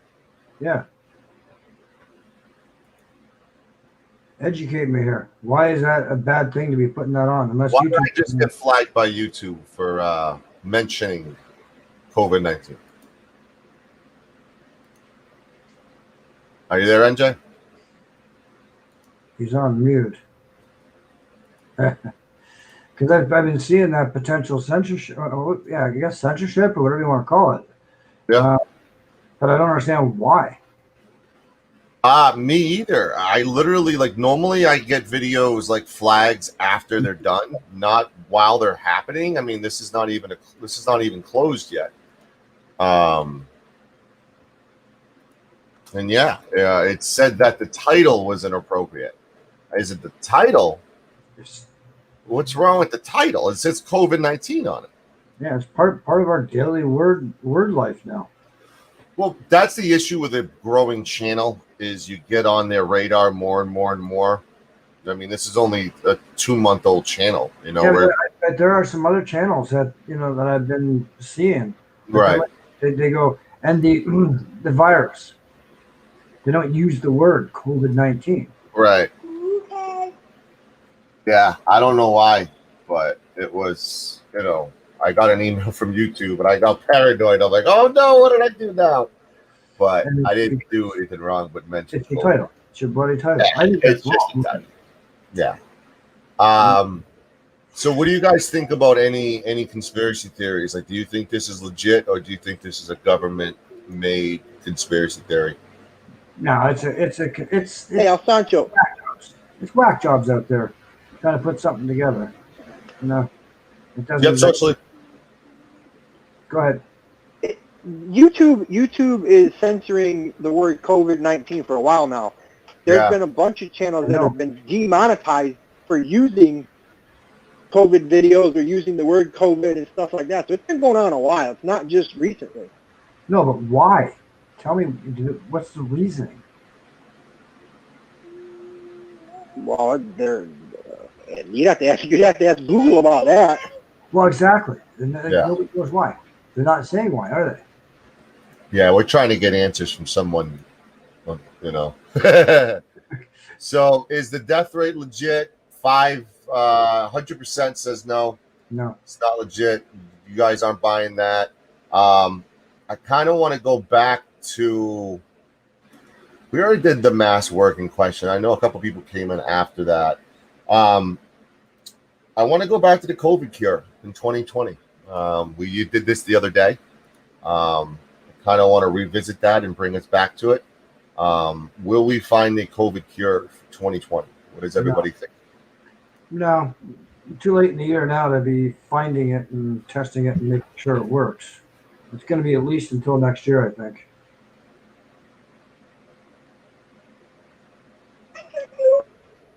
I plugged it. Like, did you see the thing? If you do it now, it shows up, Nevaeh. Oh, that's old. I'm reading an old message. My public chat is frozen on me, so bear with me. I can only see the older stuff, so I can't highlight the chat yet. So bear with us. But a poll is open. Will we find a COVID cure in 2020? Vote yes or vote no on what we think. It's difficult for me, in my opinion, because look at around us. Look at the virtual reality and the 3D and the 4K, and your watch can talk to you now. And so asking a question, knowing all that, is if this virus can be cured. A part of me wants to say yes because of how advanced we are now with civilization and time, but we also need to focus on the flu, and there really isn't a vaccine for the flu yet. There's only things that can help dissipate the flu.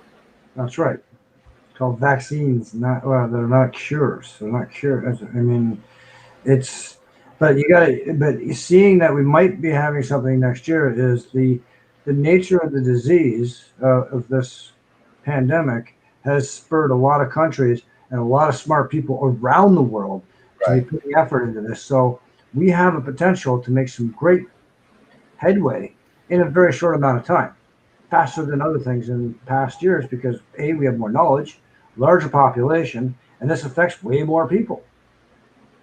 So there's a push for it, And Jay, what do you think? Kind of elaborate more on this comment. Well, there's no money in it, really. There's no money in making something last a lifetime anymore. They realized that back in the previous century. So what makes you think they're going to have a cure for something so that they can prevent it completely? Good point, Mr. Awkward. What do you think?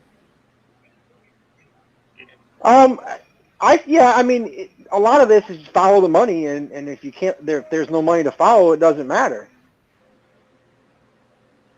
Now, is your wife completely scot-free in the clear? Yeah, she went back to work today. Awesome. Congrats on that. I don't know if you saw my comment a couple weeks ago where I said plan a celebration day where you can give over 100 hugs to her, and so everyone can look forward to that day. It kind of keeps your mind a little focused when you have something to look forward to and plan. I don't know if you saw that comment. Yeah, the hard part for me wasn't so much my wife. It was trying to explain to a 5-year-old why she can't go around mommy. Right. Well, that's the big thing that we're really not discussing a lot is the education aspect and explaining it to your kids. I'm always fascinated to ask a parent, especially of that age, how do you explain it to your child and say, no, not only about the whole situation with her, with your wife, but the masks in general. I mean, kids still don't want to be told what to do, especially if it's uncomfortable while they do it and they're in public doing it. How challenging was it for you to explain to your child, no, you have to wear this mask and this is not a joke? And where I'm at, the governor's orders are anyone under 10 does not have to wear one. Why? So we have chosen to not have her wear one, and that's just our personal choice. She knows there's a virus. She talks about it all the time, because she keeps saying, when the virus goes away, I want to go back to the park. So she knows there's something out there, but we don't get into detail about what goes on. She just knows that people get sick, Right. and things aren't as normal as they are right now. The big question I have is, especially with kids her age, with this whole virtual school, you cannot have a kindergartner be taught virtual school. It's not going to work. There needs to be something else that needs to come up with to figure out a way to get these kids educated, because you cannot have a 5-year-old sit in front of a computer or tablet for 5 or 6 hours at a time. It's not going to work. No. Well, they're doing something. They're trying to figure out some sort of system here for not just the toddlers, but for even high schoolers and whatnot as well. How much one-on-one FaceTime, direct one-on-one contact can we have with the student and teacher, and then the rest of it can be done at home through virtual learning. And they're trying to find that balance. And I don't think there's an answer yet. There won't be. I don't think. Because you're right. How old is she? 5? She needs, right? And the thing too that really is disheartening is these kids that can't even play with each other. You're stuck in a house. You can't go to the park. You can't go to your friend's house. These kids that age, they need that nurturing with other friends. They need to learn how to, be friends. They need to learn how to do things. And this whole situation is teaching them how to isolate themselves and how to be a loner. Which is not good. Kids need the social interaction. They need their friends. They need to play. They need to do what we used to do when we were younger. So we're going to talk about the education. That's actually the last topic of the day on the COVID. So I'm going to play a little video. I'm also going to launch a poll. Will education ever be the same post-COVID-19? I think that's a very important question. It's a yes or no question. Will education ever be the same post-COVID-19? I'm going to go to this video now, and I want to get everyone's thoughts on it after. Abound for stay-at-home students trying to learn online. And for all too many of them, there are no clear answers. Erin Moriarty of 48 Hours offers a crash course. 17-year-old Joshua Lynn thought he had his life all mapped out. A junior in a Baltimore public high school, he was on the road to a top college and a career as a lawyer. Go to law school, pass the bar, be like you, Miss Erin. I had all that planned out. And then in March, without much warning, all public schools in Maryland will be closed. I've ordered the closing of all schools in the state of South Carolina. We're going to be closing all public schools across the state. 98.8% of our schools have closed down. No one truly had a plan in place for students to, succeed or continue that learning at all. Lynn and students throughout the country, including those in college, were suddenly forced to go home and learn remotely, either through online classes, paper packets, or lessons on TV. It's hard to understate how big a deal it is. Doug Harris, a professor at Tulane University in New Orleans, is studying the impact of the coronavirus on schools. You have 75 million students who are not in school, which has never happened, not at least in the last century. The pandemic has only broadened the inequities that already exist between students. With so many now at home without computers or internet service, educators fear that as many as a quarter of them are not engaged in school at all. And how well is it going for those who are? Every student going into every grade level has missed out on instruction. No matter how hard we're trying, it's just not the same. Jessica Rutherford is a teacher and reading specialist in Vero Beach, Florida, who works mainly with third, fifth graders who struggle with reading in a school where most students live below the poverty line.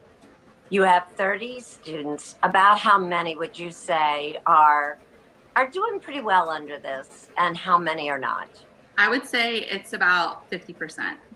Only half. So this particular And that may be because to many students, she is now just a voice over the phone. They don't have someone there, you know, sitting side by side with them, coaching them through a lesson or helping when they get stuck. And so, you know, it is heartbreaking because you just have to stop and wonder, okay, now when do we make up this time? Her work days feel longer because they are. Thank you for reading with me today. There are meetings with parents and with other teachers, all while she's home taking care of her own 2 children, one ball, including a 5-year-old son, trying to learn remotely as well. There are days where I'm just like, okay, what else? Like something has to give because this is just pure craziness, the expectation. Aren't all teachers in the exact same boat as you are? I don't have a doubt in my mind that there's a teacher out there that isn't giving it everything they've got, but you just still feel like you fall short. Falling short while children fall behind. That's what also worries Kimberly Dukes, a parent who lives in Atlanta, Georgia. The primary years and the early years are the most critical. Duke's children range in age from 3 years old to a senior in high school, but she worries the most about a middle child. My elementary kids were sent home with like packets of work. But what I noticed was like the work wasn't for like each individual student. So my baby that's in 5th grade that's reading on a 1st grade level, this work is not going to help him. And it actually broke me down and I've cried because I actually see how my children are hurting. The inequities are much more bigger than ever before. Yet the greatest pressures may weigh on the students themselves, like Joshua Lynn in Baltimore. We've always been told that colleges look at your junior year, make sure your grades are on point for that junior year because that's all they're going to be looking at. You can't expect students to properly succeed in those environments that catastrophically change in a matter of days. As he has always done, Lynn juggles his job at a fast food restaurant while taking 7 rigorous classes, all now online, which means less help from teachers. I don't think that I'm doing my best that I can. I'm a student that values feedback. He often works late into the night and early morning when uncertainty looms large. It definitely has got me thinking, what's next? What is going to be put in place by, the people in charge? There are no clear answers because even educators don't know if schools will return to normal in the fall. There may have to be adaptations in the schooling environment, possibly, running shifts of students, a morning shift and an afternoon shift. And even then, Doug Harris says it will take time for some students to recover what they lost, as it did in New Orleans in 2005 after Hurricane Katrina forced schools to close. It was about 2 years on average. That last word, on average, is important, though, that different students are experiencing this very differently. The students who are in the best situations are those who can do what we're doing right now. They have a computer and they have an internet connection and they have a quiet room. They don't have obligations. They're not taking care of their younger siblings while their parents are at work or sick. But remote learning has made one thing very clear, as noted by Hollywood writer Shonda Rhimes in a viral tweet. Few people will ever take teachers for granted again. Oh, I 100% believe that. There's nothing quite like the connections we have at school. Joshua Lynn can't wait to get back. I definitely think that this has actually motivated me to go even harder and, to strive more and to become the person I want to become and even more. What do we think about this? It's scary. We have, this is not just in the U.S., it's here in Canada. We got the same problem. What do we do about our educational future for our children, right? What do you do? I mean, that's wow. Well, one thing, when Sancho, you went to who here went to university or college? All of us probably did at some point. I didn't know. I No. did not know. No, well, a lot of us, like when we go through high school, we're in front of the teacher, we learn and we do our thing. But then we go to university, we have to learn how to learn ourselves. but that's at the age of 18 and 20 years old, not at age of 5. So one of the issues is we got to now turn around and say, well, we got to teach these young kids how to teach themselves for most of the stuff they do. And Well, I think a big underlining issue is this right here. And this is what needs to be talked about more. And that's where my heart goes out. Because when I went to school, I had a speech impediment. I didn't speak. Every time I spoke, I got made fun of. I no longer have the speech impediment after doing therapy and training with it. But remember this large group of students, and with this COVID happening, it seems like they're the forgotten ones right now, and that's what's disappointing me the most. Jesus, I didn't know that. Hey, Sancho. Yes, sir. I think you're going to find that private schools are going to become very popular, and you're going to find that homeschooling, the actual groups that do homeschooling, is to become very popular, because they're going to understand that these kids need interactions with each other. They cannot just be, isolated their whole lives. Life has to go on. You can't just sit there and tell the kids you can't be a kid anymore. That's just not going to work. And I know where I'm at. The YMCA is trying to get accredited so they can start schools if the public schools aren't open.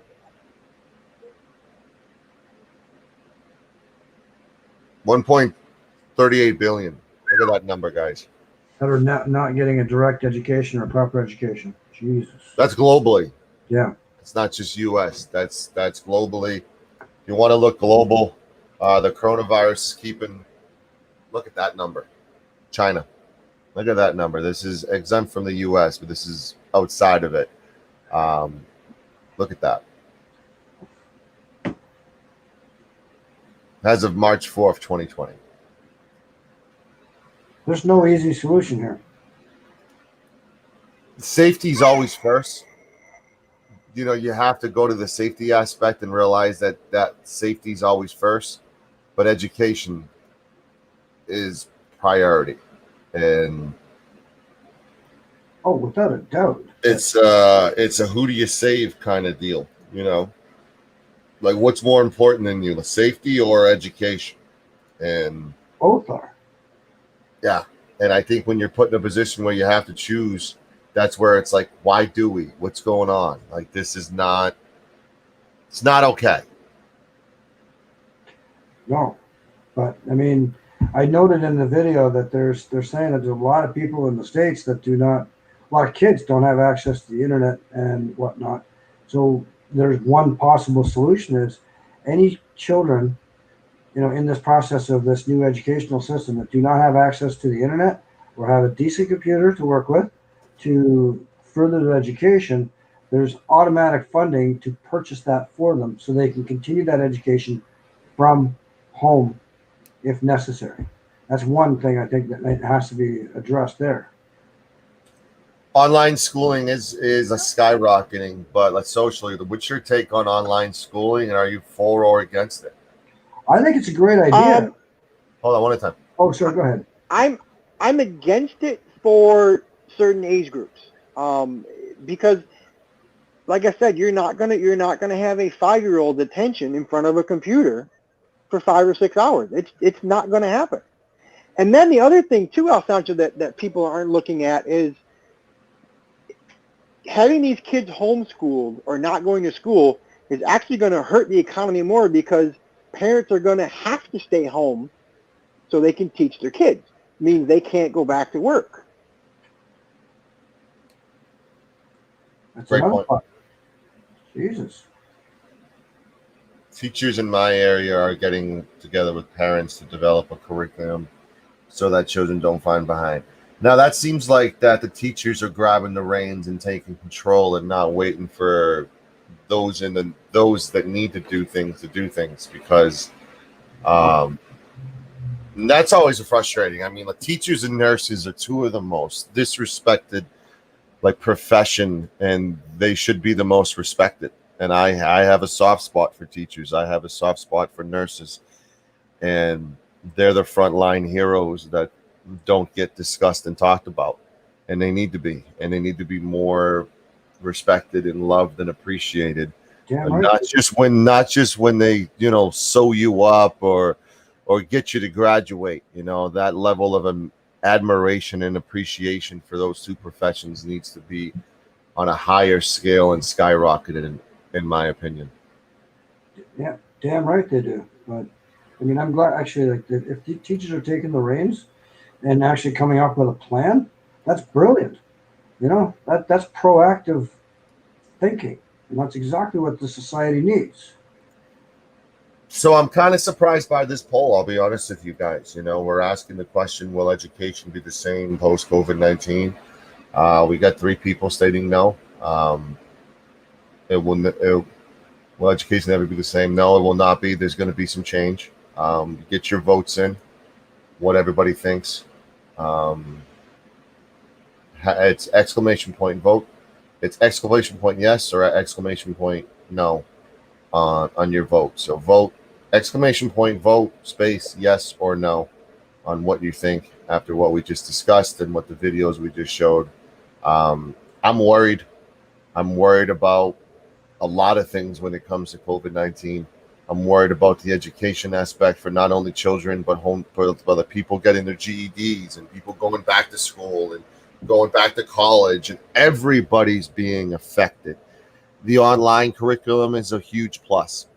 The online does take, from the adolescent point of view, like Awkward stated earlier, there's a lot of downfalls to that. There's a lot of negatives to that.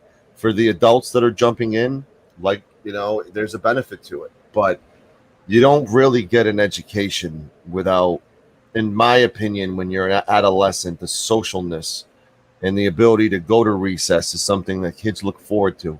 And that's missing right now. And how long is that going to be missing? And how long are these kids not going to be able to go back to school? That's the question. Nobody knows. I mean, they're not even confident here that the schools will be potentially reopened in a few months. Here, anyway. Yeah. I mean, there's no confidence on that. They're discussing it. They're talking about, again, like the same idea, like shift work for the students, some in the morning, some at night. You have, basically rooms that are designated for, if you're feeling ill, you go there for the day or, until you get picked up, kind of story. And I'm talking about protection for the teachers and the students as well, but reducing class sizes down to 10 per class or something. I don't know the exact number, but but just breaking it up a lot. And yeah, you're right. The students need interaction, face to face. Mr. NJ, what do you think about that?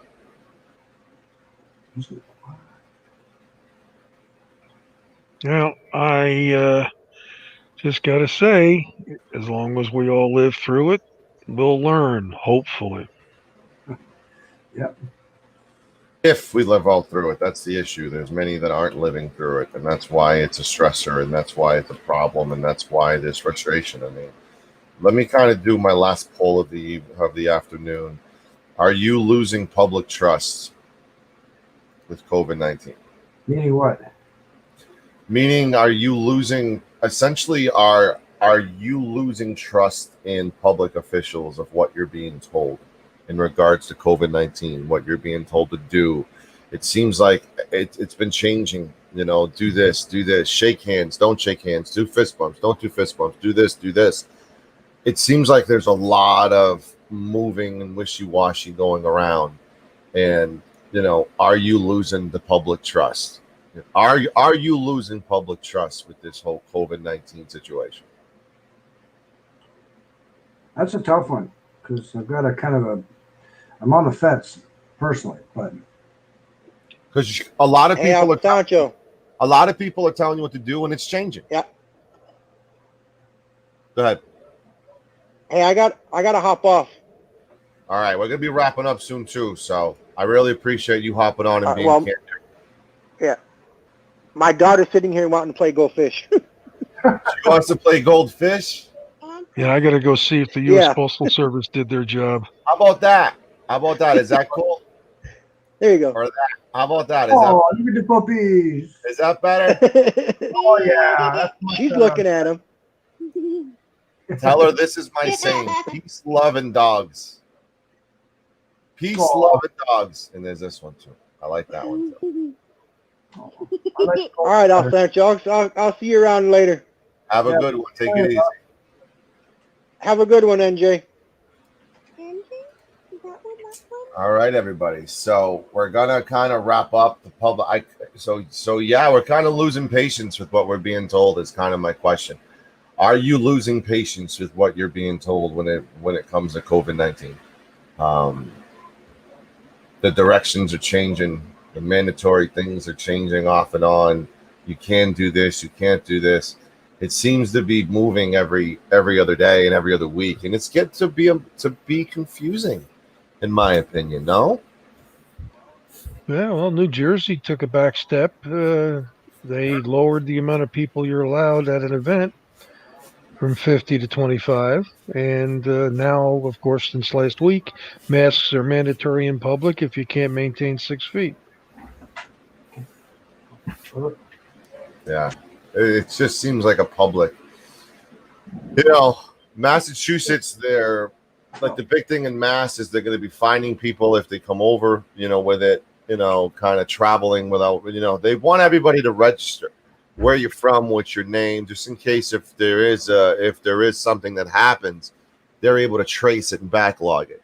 Are you guys perturbed by that, or are you guys feeling safe that there's measures like that happening? Me, how that's legal. Well, the legality aspect is the other issue of it. I understand, but that actually is, it's tracking you. It's essentially tracking you back to patient zero when there's a situation. It makes sense. We need to do that, though. We do. Unfortunately, we do. Rights aside, we need. And all right, what are you going to do with that information? What are you going to do to the person that's patient zero? Find them and quarantine them. Yeah. Or better yet, let them know they have it, because they could be asymptomatic themselves and not being aware. So letting them know that they have it is huge. And then let everybody else know that they've been in contact with in that time frame. Also may be at risk. I would personally want to know if I was in contact with some bloke at the store that had it. I would like to know that I was near him so I could take precautions. Mm-hmm. In other words, close the barn door after the animals have already left. This is in the midst of taking all the current precautions, but there's always that risk that you can still get affected by this, no matter how hard we try.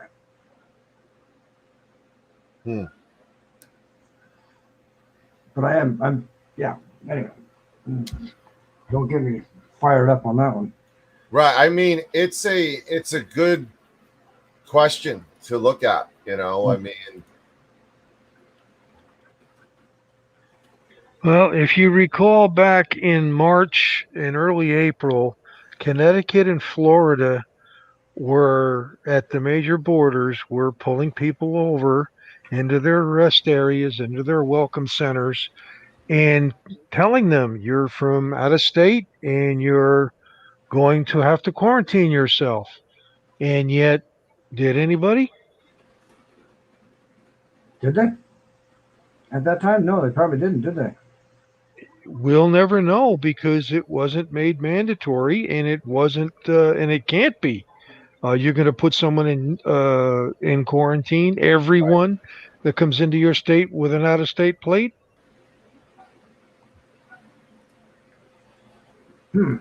Yeah, true. So we kind of basically going to place them under a 14-day arrest. Guilty without a test, guilty without being processed.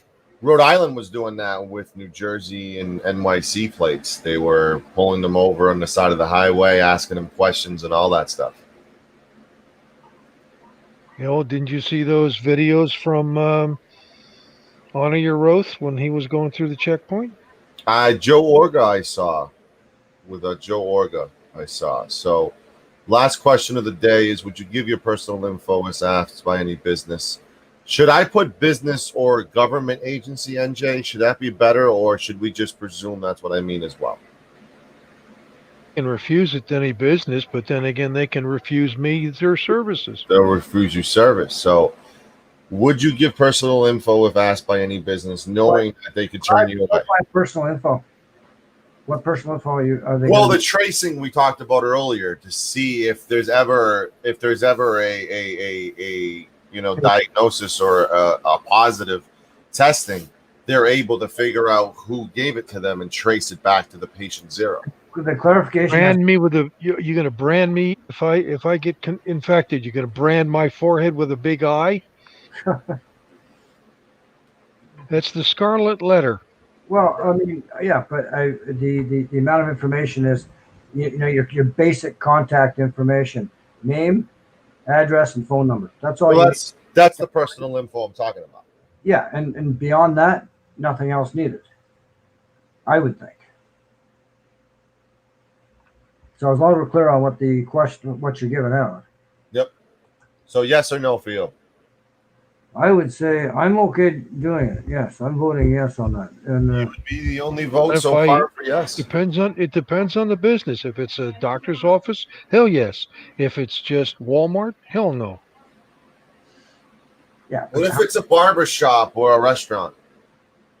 Hell no. Yeah. Your Fourth Amendment goes out the window, I guess, in a pandemic. Right. Well, that's the big thing that people aren't understanding is it does. During a pandemic, it changes things, and we're not the best with reacting to change and adapting to change, I don't think. And with something like this, we need to adapt. We need to react. Adapting is key. Adapt, react, and understand that we have to give up some of the the core part of the rights are still there, but we still have to give up some rights in order to protect the public good and yourself. And what was it Bill Franklin was known to have said? I'll paraphrase him: that he'll give up rights for safety, deserve neither. That's then. We've got a whole, there was no pandemic and situation like we have now in a society like we have. So I'm going to give a little PSA on what society goes out the window and your constitution goes out the window because of fear. No, I didn't say that. You still have, you have to look at the greater good here on the public greater good. I think he's trying to get at, are your rights more important than 50 people dying from this when it could have been prevented if you were aware that you had it in the first place? Exactly. Thank you. You worded it exactly perfectly. And how am I supposed to know in the first place? By being notified, by giving your personal information, your name and number. So if you go to a barber shop or you go to a doctor's office or somewhere, or wherever, that's probably a restaurant. Maybe there's a restaurant. Everything you're talking about right now is after the fact. Well, you would need to give the information in order to enter the business. And the reason why is because there's a paper trail. If there is a COVID in that building, they can figure out why and who and when. You were there 2 weeks ago. Well, of course it's going to be too late, but now the focus is preventing you from getting others sick because you now have it. Exactly. And you already got one person sick. So let's see how many other people are, and let's do contact tracing and see how many people you unaware have gotten people sick. Imagine if they had done that for AIDS. Well, we can't go back in time. Those are the good old days. Right, but I think the fact that this is, you don't even know if you have the symptoms, asymptomatic, causes the issue. Are you going to charge that person that you trace everything back to with homicide? No, but we're going to isolate you and make sure you don't continually get more people sick. and maybe get you back on track and healthy again. Exactly. Because So, you don't even know you have it. But yeah, so again, Ben Franklin, I think it was he quoted, that was a whole different time of living. And I get what he's saying, you know, and it perfectly makes sense. But you don't want to risk. I don't want to put anybody at risk. I don't want to be responsible for killing 20 people because I didn't know I came in contact with somebody else just because I feel that I have a right to my personal private information. Well, Have you ever read Catch 22? Yes, a long time ago, many years ago. And 1984? Yeah, oh God, yeah. That's sticks in my head. They're already there with both. Oh, I understand that. But would you rather live or die right now? I'm doing quite well, thank you. Well, we're at that conversation with how serious this pandemic is. You were saying earlier that we're in the middle of it, but being in the middle of a pandemic means sometimes attitudes and feelings need to change to get over this pandemic, just like the wearing a mask policy. No one likes it, you know, but they have to do it. And I think the mask, but I put it on. I mean, yeah, until you run into somebody like that woman in the Staples. So you walk away from her. You say, yeah, well, unfortunately, if you saw the beginning of the video, the woman with the cane couldn't because the woman that was the aggressor came up to her. Okay, so like that woman, the aggressor, that's a one-off. At this point, a one-off deal, or there's going to be a few other instances like that, but it's It's not an every. example of what's going on all over the country. Okay, but all right, I let me tell you, I work as a land surveyor, and I have to go talk to the people on their property, say that I'm there doing their survey, and if I go up to them, I'm talking to them, and you know, sometimes we're Canadian, we like to be, we're forgetful, we say sorry all the time, you know, yada yada yada, but there's been a couple situations where, like, I didn't take my mask, didn't put it on, I got out of the car, and they came to the door, and then we're both look at each other like, oh shoot, right. So we take 3 steps back each and apologize for getting too close, and we start our conversation or whatever the case might be. So, you know, we have to change. End of story. Rights aside, there has to be this change in the way we deal with ourselves. All right, I'll give you an example. I had to have my HVAC motor replaced earlier last week. And what's interesting is the gentleman that did it came in with a mask on, but we, being at home, weren't wearing any. But he had no problem with us. Right. Okay. So there you go. So if he just mentioned to you, do you mind putting a mask on? What would you say? I would have. Okay. To make him feel better. And the thing was, rather than hover over him like I would normally do to anyone that's inside my house, I let him be. I let him get the job done. And you stayed back. But I didn't beat up this my client on site just because they weren't wearing a mask. And you know, at one point I was wearing a mask on the other situation, and they weren't. I didn't go ahead and give them shit and beat the crap out of them just because they weren't. So, yeah. Anyway. Yeah, it works both ways. It has to. Oh, I know. But but that woman, I hope they find that woman, by the way, soon. Well, I'm glad I put the video out there, you know, to kind of get it's in New Jersey, NJ. So I don't know if you're motivated to kind of get on the hunt. I actually had to use the bounty hunters from last night to find Golden Eyes' channel. I'm more than an hour away from Hackensack, so. So you're more than an hour away, yeah. Well, people like that I know it quite well because I used to work up that way. Right. I mean, let's be honest. Everyone's patience is wearing thin, but it doesn't give you any excuse to do what that woman did. That's right. Yeah. The other side of it is should that woman be charged somehow with reckless endangerment because she wasn't wearing her mask properly? Her nose was sticking out, and that's what the woman was reminding her, like, hey, you're not wearing it correctly. Yeah, I mean, if she was being polite about it and reminding her that, and then the woman went off on her. And the interesting part is the woman that got that suffered this, being a transplant recipient, is on all kinds of anti-rejection drugs Yeah. because of the operation. So her immune system isn't 100% either. And So she's at risk even more. And she had and she was brave enough to go out and do what she had to do. And hats off to her on that. Yeah, and if you saw, she was operating the machine when that accoster came up to her. It does kind of drive you nuts when you see how I'm not going to name the person. I have spoke to this person on a different channel wearing a mask while smoking a cigarette, and the hole is in the mask. And I'm saying to myself, what the fuck? It defeats the purpose. What the fuck are you doing? There's a hole in the mask. What the fuck are you doing? That doesn't make any sense. Well, they feel as long as the cigarette's in there, they're not having a problem.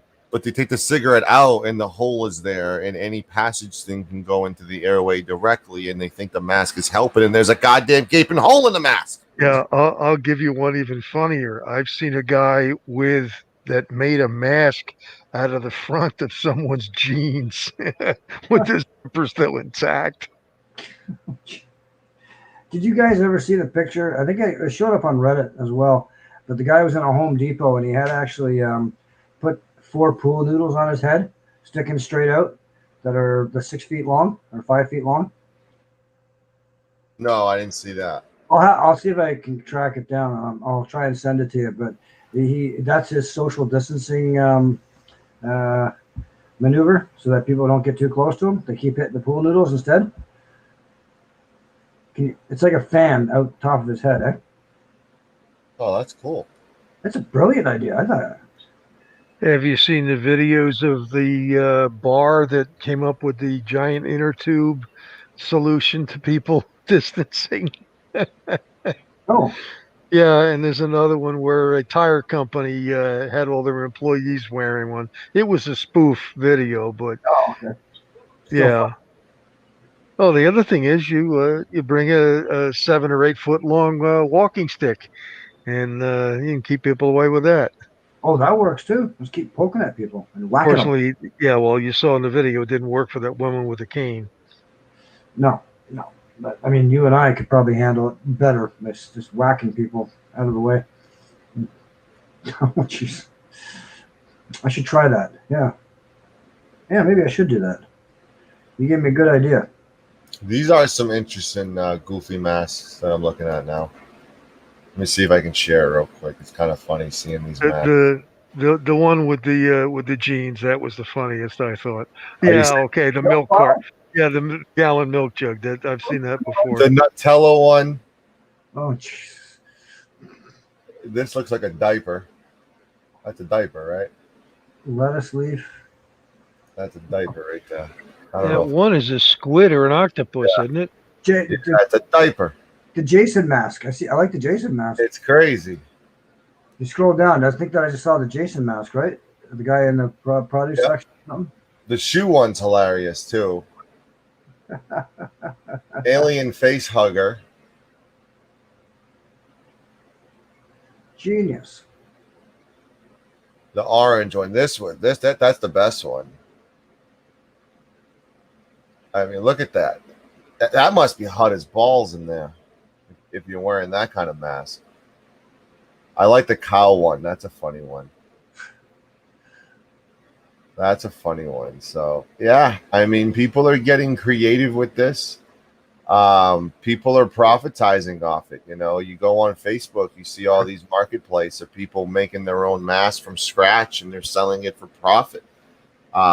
Does the chat feel a little iffy about that, or do you think it's an honest way of making work by printing, by actually making your own masks and selling them? I think it's brilliant. If people want to do that, then and they can make some money off it, then they're self-employing themselves. Takes a little burden off the system. Yeah, see if you can display the picture I just put in chat. Can you put it in private for me, because I can't copy and paste it from my computer? Is that it? Thank you.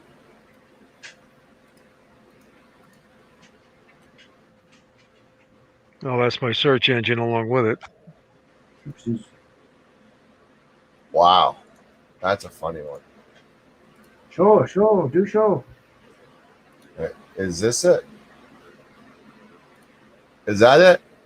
Yeah, that's it. Zipper's still intact. Oh, You zip it up? Yeah. That's, I like that's that. kind of creative, no? That's actually a pretty good idea. I like the creativity aspect. All right, let's wrap this up. We're going on 2.5 hours. I was going to do 2 hours. Oh, no worries. No Let's undress the topic. I'm going to give the floor to Matrix first. Okay. 3 minutes if you want to kind of unpack everything we went over. And if you have a YouTube channel, please plug it and let us know, because our mods have been asking if you have one. I do have one. I'll pull it up here and then I'll post it in the private chat for you. I gotta say this whole COVID thing, we have to realize that change here is inevitable. We have to kind of adapt, as you had put it, over the long term, and there is a new way of living now and will be for the next 150 years. And if we can learn how to adapt, we'll survive, all of us. Hey, am I reading that right, Matrix? Can you read that for me? I bought some duck and feel my own. What is a dick printed fabric? Oh, dick. What the fuck is dick printed? Is that something new? There's several different kinds out there. I've seen pictures of them. Of dick printed fabric? Yeah. Yeah. That's a legitimate thing? Certainly I just is. read that duck. Well, I don't know if it's duck. They've made gummy candies out of it. I'm Googling dick printed fabric right now, hoping to God it's a good thing. It's a real thing, I should say. It's real. Yeah. It is real? Damn. That's fun. I read that first as duck. I saw it on another panel. Somebody, showed some shots. Really? Of it being real? Now, is this what we're talking about? Like this stuff? Yeah, if it can be printed, they can make material out of it. So it's just essentially putting a whole bunch of dicks on a fabric. That's actually a pretty cool idea. Huh. But is it appropriate? Who knows? For home use I only. think it's hilarious. I think it's creative. Home use only, I guess. Right? And I know there's a bunch of dudes walking around with vaginas and boobs on masks as well. Oh, really? Yeah. You don't think so?